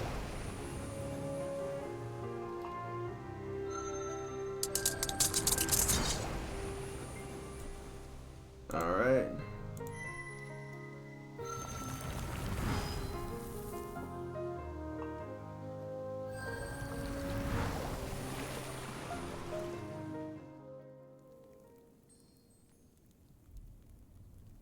It fought savagely to the end. You honestly had no idea that an aged lumberkin could be such a skilled warrior.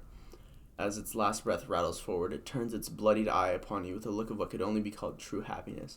The lumberkin are either completely mad or wholly glorious. Perhaps they are both. Digging in its nearby den, you unearth something interesting. It is a stone the dark color of freshly spilled blood. Despite a thorough search, you find nothing else.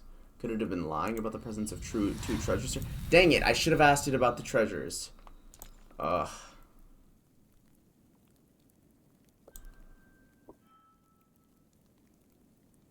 My spirit knows solace. My heart finds its home. When you wake, you feel strange pleasure, as if you have passed a test which you did not know existed. Perhaps this was a rare true dream, or perhaps you simply feel more confident. But either way, the fire within burns brighter. You've learned more about the way of the Lumberkins. Strength. Water is weak to air. Yeah. Strength. This grants a bonus to fire and earth enlightenment. Nice! Bold brethren of battle. Ferociously feeding fire within. Blazing essence bound tightly to our burly bodies. Destruction dares not draw near. Life is precious. Let none pry it from you, but for a price. A price paid in pain and persistence. Free from fear. Two tales alone can be told. Victory or the void. Lone ways of the worthy. This is our way. The good way of the Lumberkin. You have mastered the way of the Lumberkin, and your bond with the elements has grown. Well, that's because I was trying to weaken him. I wasn't trying to attack. And I figured weakening attacks don't really have types. Nice. Level 2 fire. Ooh, and it'll blind opponents. Fire flash. Ooh, level 2. What is that? Level 4 earth? Or is that level 3? Yeah, 4th. Quick healer. Ooh, nice. Hog.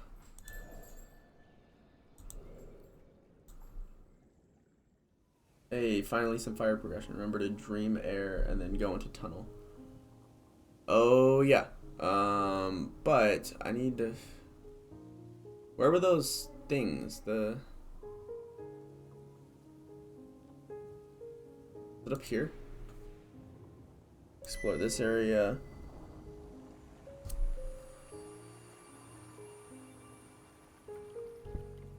The fog, haven't looked at. Okay.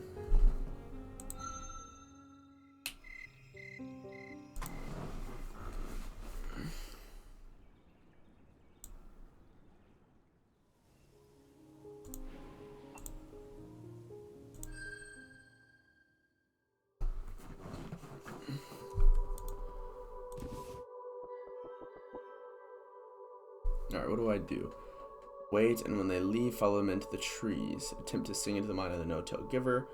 Return to your den. This. I'll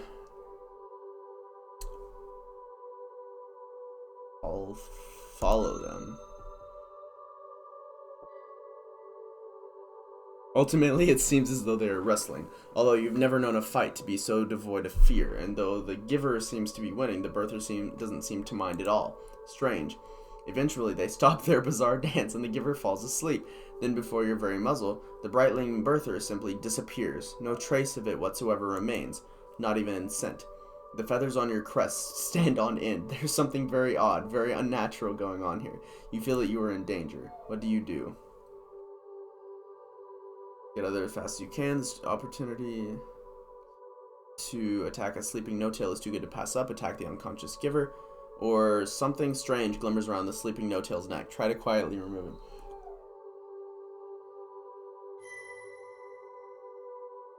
You make a silent escape. Back at your den, you find that there's something odd about the object you have found. Perhaps it is valuable in some way. So do the swans, so you have 3 more things that gives you more boost. Ooh, I got a lodestone. This is a curiously ordered bit of shinestone, noteworthy for its equalish lines and stern shape, but there is more to this stone than meets the eye. Your thoughts lose a bit of their sharpness when you touch it, imitating some kind of hidden magic. Pog.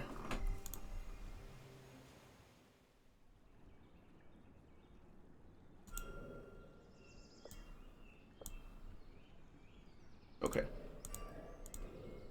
I'm gonna go hunting now. So do the swans. So you have 3 more things that give you a boost. Okay. What levels do I have? I'm really good. Almost level 4 there. Level 4 here. Level 1 and level 2. So I need to increase air. So swans probably increase air. Wait, hang on. I think I might know free meal.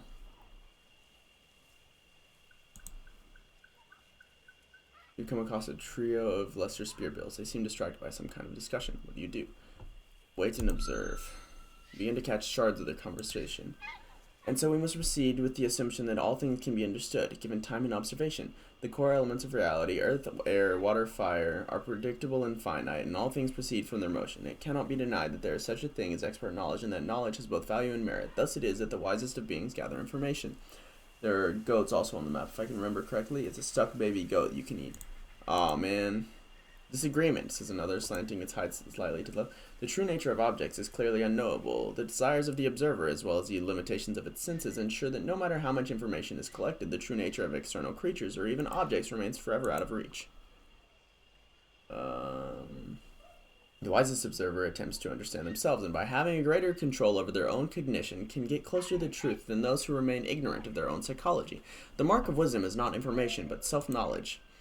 Both of you, says the third, dipping its bill briefly into the water, are making the same mistake. You are assuming that objects have a true nature to begin with. The one song is empty of all meaning and even substance. It is not that truth is hidden by the senses, but that it never existed to begin with. It is with but a vain hope of limited beings. A wise being does not seek to accumulate a wealth of knowledge, nor even to understand themselves, for none of these things can be said to matter or even exist.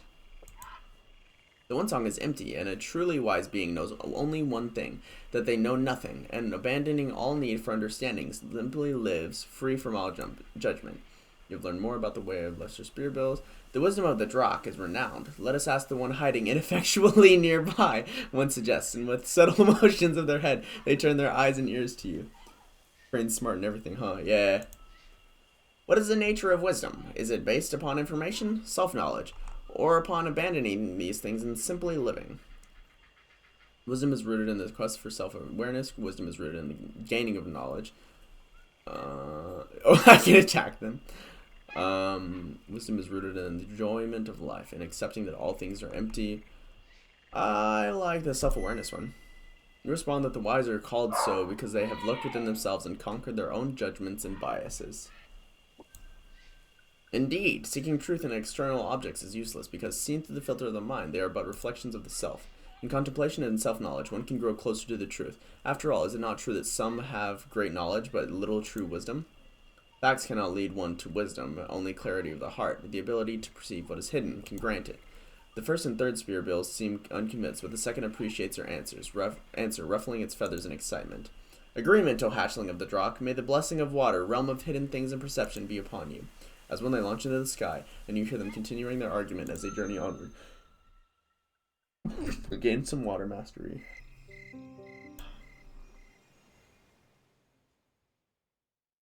Footprints. Alright, where's the goat? Let me find this goat.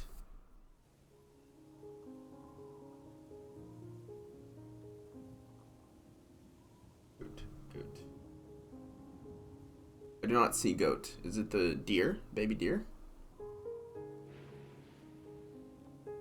Also, is this a spider? Okay, it's the deer.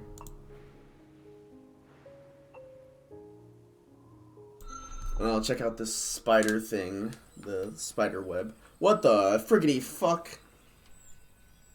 Woodstriders, the crowned, beloved of the green.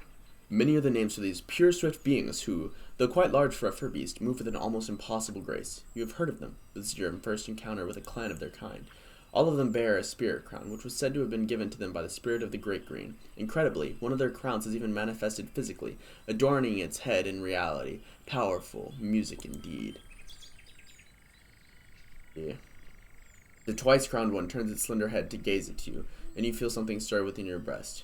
You feel admiration. Such grace. Their limbs flow like water, carrying them from leaf above to grass below, and between the great trees as though they are one of one form, one essence, with the great green itself. Their hearts are purer than the sky. Perhaps you will, one day, become as intimate a lover of the woods as they. You've learned more about the way of the Woodstriders. I got air, earth, and water. Pog. Okay, so then now I need to go get food, because... Damn it, Casey! Let's see if there's a goat. Is it that? Oh, you know, it's probably this. And if not, I might starve. There are many of them here, mostly brothers and hatchlings. You can hunt here several times before their numbers grow thin. Roll the necks and the mark of servitude, blah, blah, blah, blah. Hunt a slave surefoot. Oh, that's a normal. Okay. Yes, the no-tails are threatened by your actions.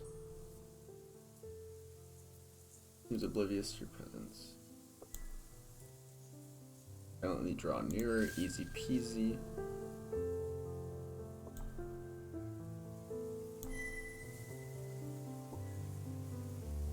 Strike.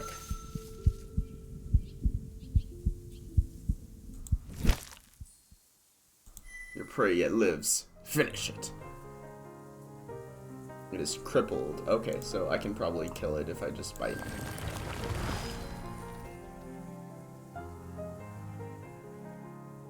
Oh, it braced. Damn it.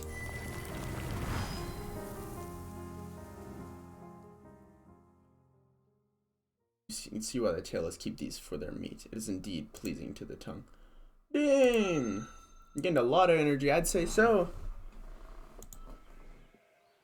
Yes, I will hunt one more.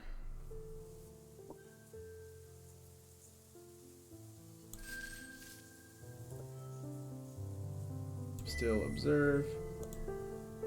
And then strike.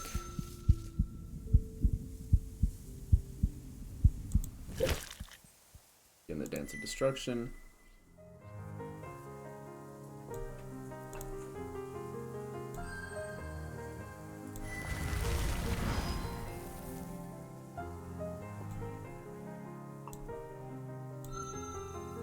Oh wait, no, I'll do air, because it's going to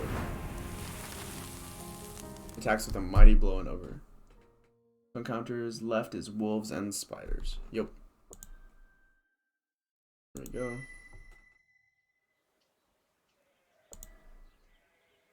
Retire for the sun. Do not want to take more than I need. Oh, I forgot to wait and watch.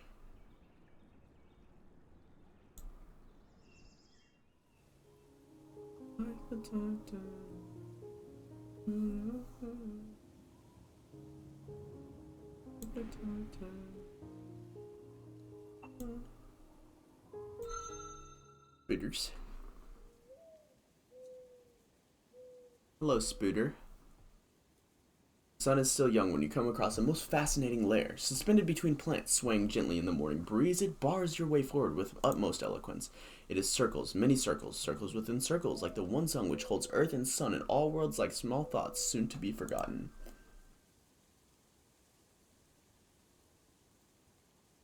Droplets of water hang from the structure like tiny fragile gems. At the center of it all, its spirit muted, almost scentless, rests a weaver. You know the weaver tribe by reputation. Their way is old, even by the standards of the Drakh. Among tiny beings, they are feared destroyers, but pose no danger at all to a great kin such as you. Your path forward, however, is obstructed by this weaver's trap lair. Finding a way around would take effort. Not very much, but some. The easiest way to continue is through.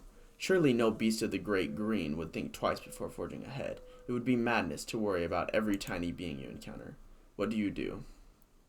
Well, let's sing to it.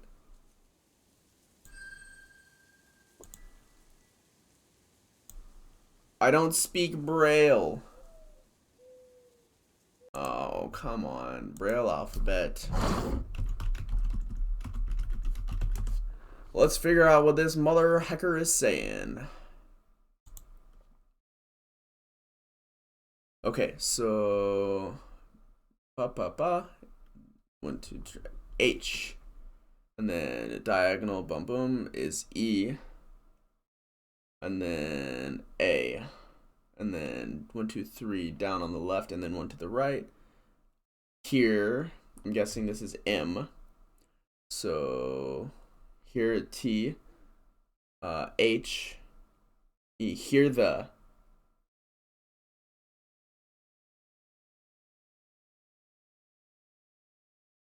S, is it sounds O? I'm guessing this is U. No, in fact, it is not U. This,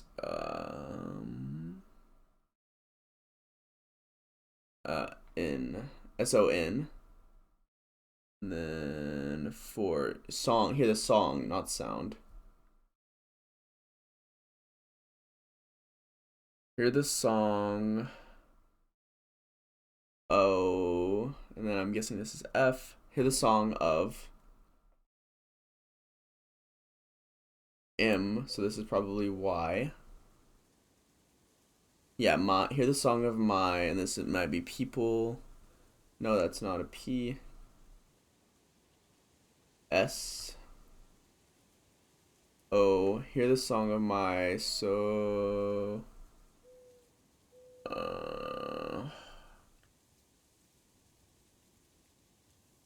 SOU.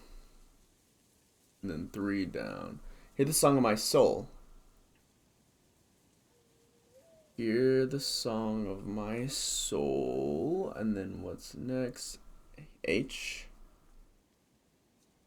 E. A. R.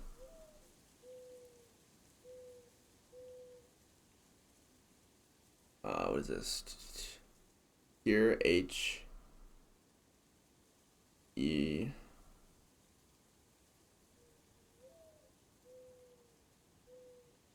This.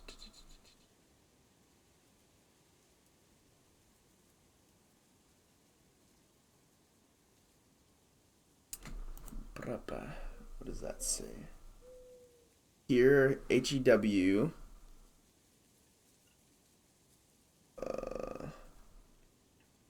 Here, he, wo. WO.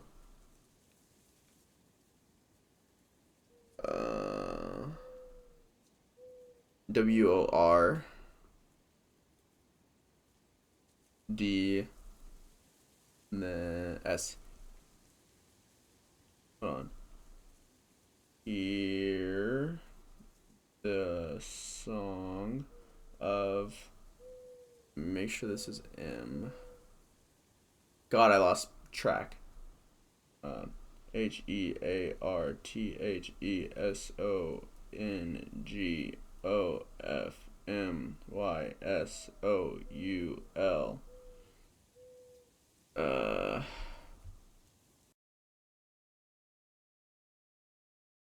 Hear the song of my soul, hear the song of my words. What is this? So, hear the song of my soul. And then HEAR.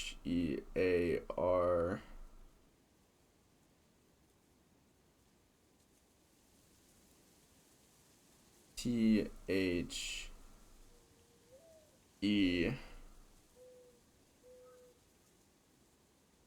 Hear the song of my soul, hear the W. Oh yeah, hear the song of my soul, hear the WORDS. Hear the song of my soul, hear the words of.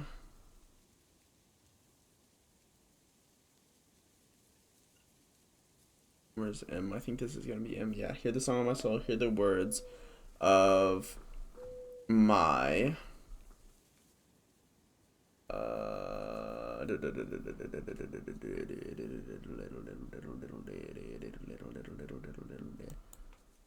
Hear the songs of my S. Where is this one?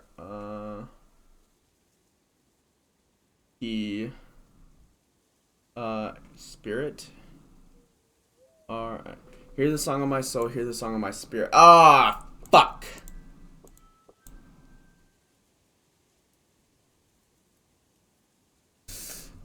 Alright, I'm just looking it up.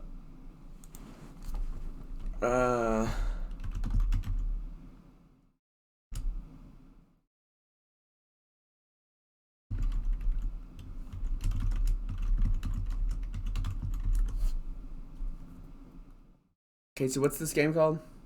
Oh, look at Discord. Hear the song of my soul, hear the words of my spirit. All life is the center of its own world. All homes are traps in disguise. The number of perfection is 4 and 60, so speaks the green one. As above, so below. This is the first and final truth emblazoned upon all things. Hear the song of my soul, hear the words of my spirit. God, I love you, Casey. Thank you.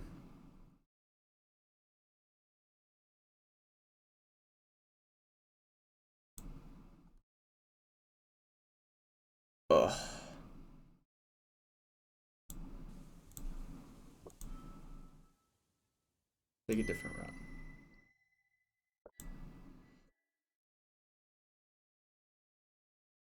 Strange things are indeed sung of it.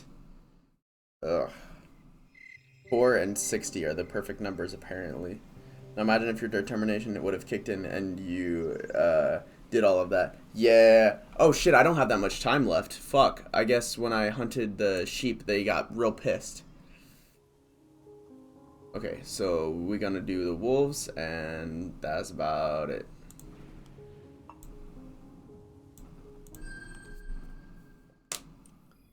Tunnel. I don't have time to do the tunnel. You've ranged farthest, sun, and are returning to your lair when the dusk is suddenly split with the most beautiful sound you've ever heard. Mighty clan singers, whose music is renowned among all. Actually, I don't think they have time because days go by in the tunnel. Yeah, that's what I was saying. Without pausing, you listen to the music. We are the people of the far-telling song, who sing with one voice, which is many voices. To be alone is weakness, to be together is strength. Praise be to the great green, a shard of the mother's being, pouring out sweetness in the crystal pure waters and the ruby sweet essence of our honorable prey. Praise be to our prey, whose flesh becomes ours, givers of life. Eternal. We remember with song your great sacrifice. Praise be to those who came before, our ancestors who learned to walk across love and violence, across being one and being many, and not be split in twain. Praise be to Earth, great mother of us all, for we love her and are one in her.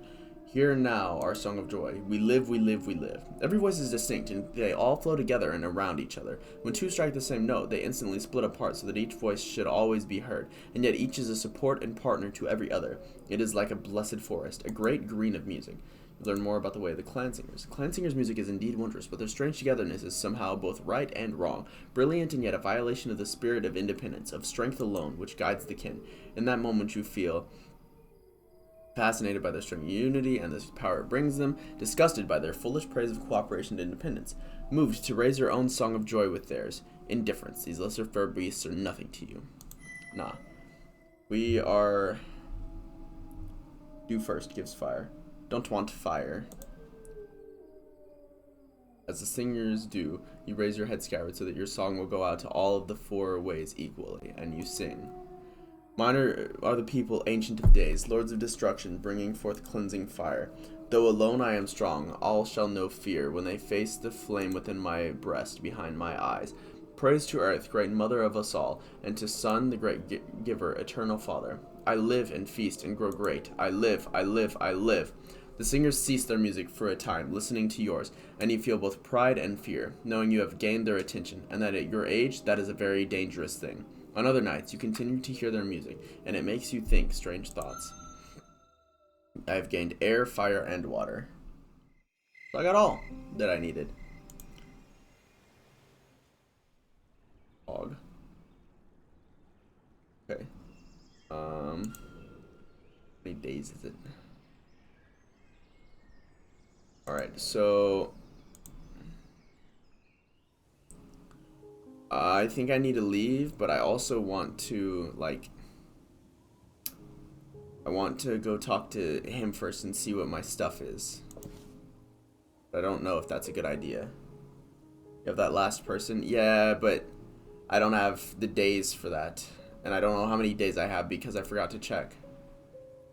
So I think I just have to leave with what I've got. Yeah. Oh, wait, no. It shows me up here. I have one more day. I can do one more day. Yeah. Oh, you can always talk to Darktooth? Oh, well. Oh, well.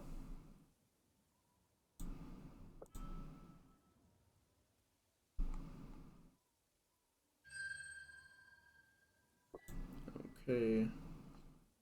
I don't have enough treasures. No, oh, man. Uh...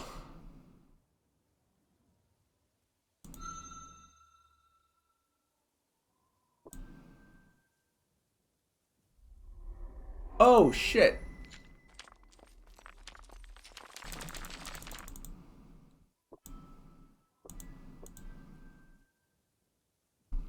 Okay, I found an interesting object.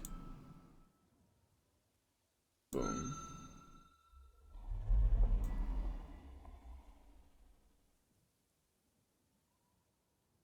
Interesting object. Yeah.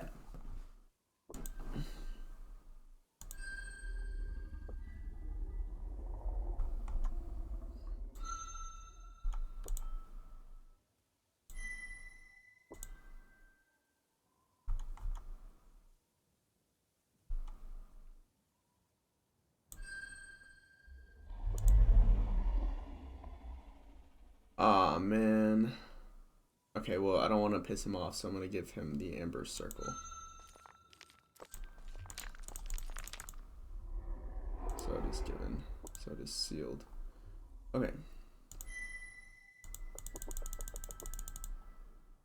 Ooh, aeronaut mastery. Synchrony of the others. Air and water.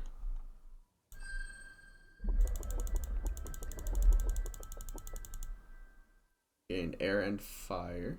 Subtle beings. Water. Strange and bright being. Though not wholly ignorant of them, we know not enough of the ones you call brightlings to give counsel. It seems that they are some kind of other, and that they are somehow connected to the no-tails, and for both of these reasons a young kin would be wise to deal with them very cautiously. I sing this for myself, for my own amusement. Payment is not required. Greatest being in the one song. The stars. Okay, got air.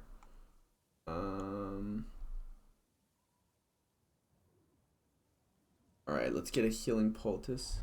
Holy fuck, you amazing at water. Yes, sir! So it is given. So it is sealed. Poultice. Great one, may I leave your presence. This man's got all the treasures he wants now.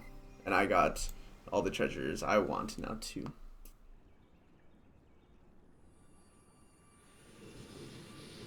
Fifth level water.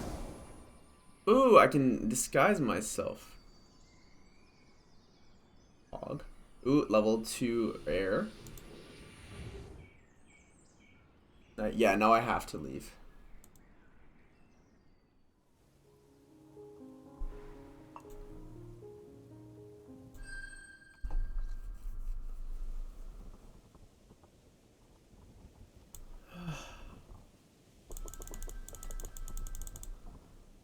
Yes, I am ready.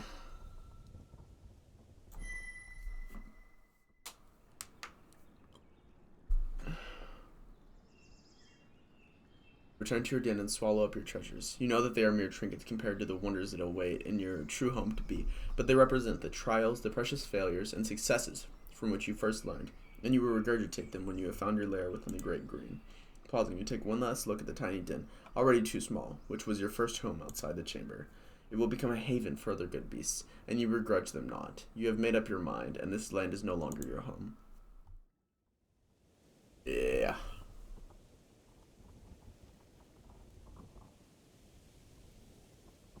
As you return to the boundary and take a single step across, your feathers rise instinctively as the spirit of the great green is watching you, judging you, and it is not alone in doing so. Oof. A coppery mass lunges at you from behind a nearby tree.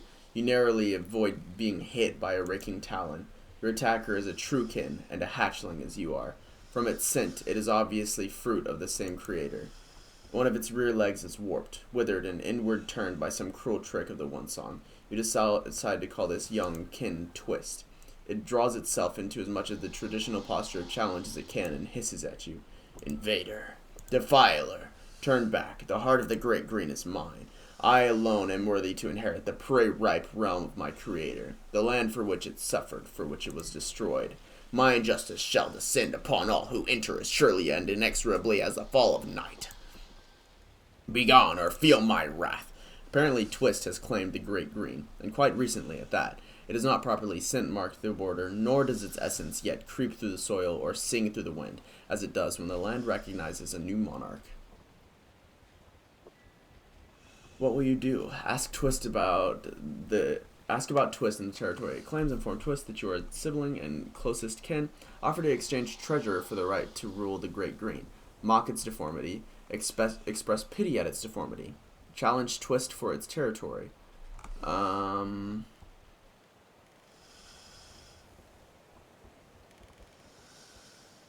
could offer treasure. Can it be? Can it be that in so short a time a hatchling could gather so much treasure as to cause another to turn away from its own land, even newly claimed, to possess it? You show Twist the treasures you have found in the heart, Bone Valley. You insult me with such a paltry offering. Keep your meager almost nothing. This land is mine. Alright. Let's fuck him up. He's got mostly only powerful stuff, like fire and earth.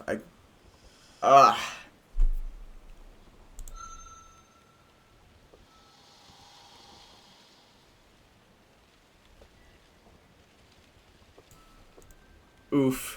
I will not be pitied. You think me so weak that I need your mercy, tearing my sacred pride to shreds and leaving me low and dim and smoldering? I will reduce you, diminish you. You shall be broken, unmade. Even the least good beast shall pity your smashed and twisted form, and then you shall know true agony. You shall know. Pissed him off. Alright, bud. Alright.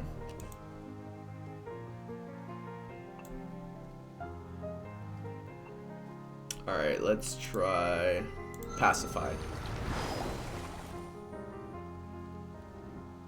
Oof, okay.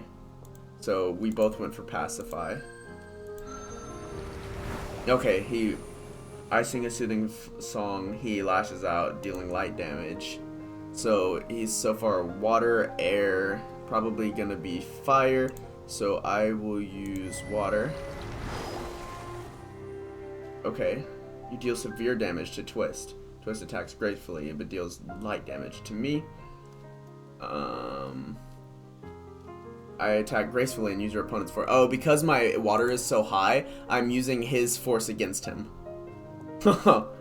Okay, so water, air, water. I'm sure it's going to be fire now, so. Really, water again. Oh, severe damage to him and songs of praise into my mind. Okay. Surely, there we go.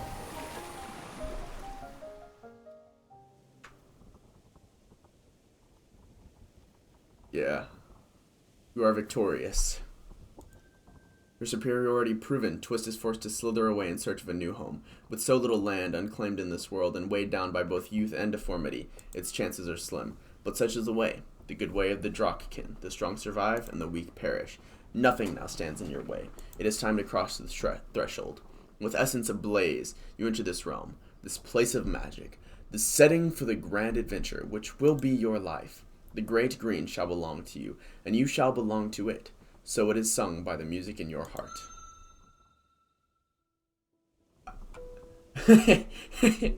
I don't want to eat him.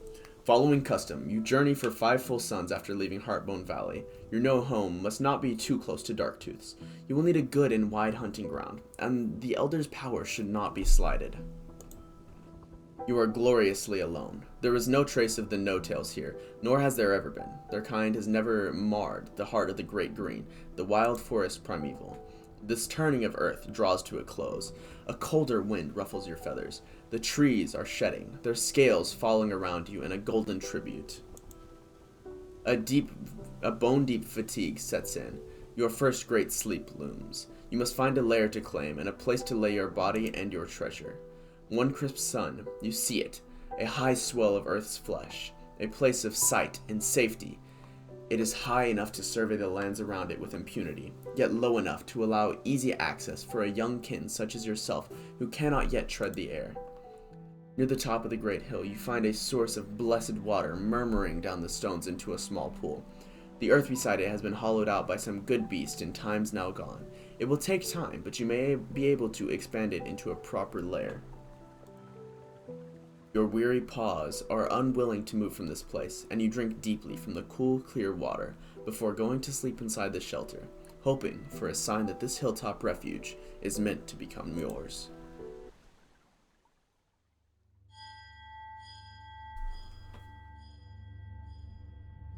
As you sleep, you dream. Something is touching you lightly, so lightly that it is only a touch of soul, but you smell its mighty essence around you, over you.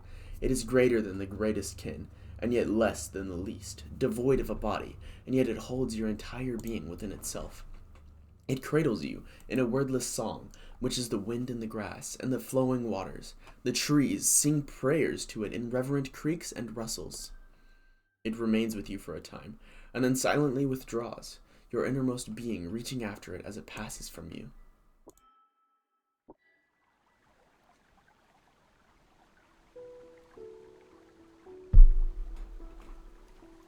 When you awaken, you know in your core that the soul of this land, the spirit wood, heart of the great green, has accepted your presence here. Your essence and mind are in agreement. This land shall be yours. All that remains is to announce your claim to the other kin, and hope that they do not challenge it. After scent marking the surrounding regions, you lift up your forepaws from the ground and spread your wings. Without reaching out with voice and mind, you sing the traditional song of claiming. Here I stand under sun's gaze, my claws firmly rooted in the land. In the name of air, fire, water, and earth, I take this land unto myself. Its flesh is my flesh, and its essence my essence. All good beasts here I claim as my prey, source of my life. All treasures here I name unto myself. So it is sung, and so it may be. Only the wind answers, and as the sun fades with no challenges nor replies from any other kin, this land is now yours by right, and not a moment too soon. Your first great sleep is nearly upon you. You dig out a small chamber within the cave opening atop the hill and lay your body down with it. Your mind is sliding downwards into a warm void. With the last of your strength, you seal over the chamber, and darkness swallows you.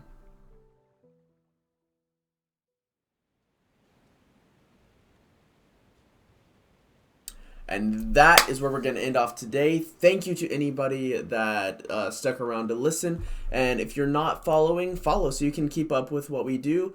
I'll be posting this on YouTube as well. So if you missed any of it and you want to see it, just hop over to my YouTube channel. I'm going to be posting it as soon as I'm done. I was recording the entire time.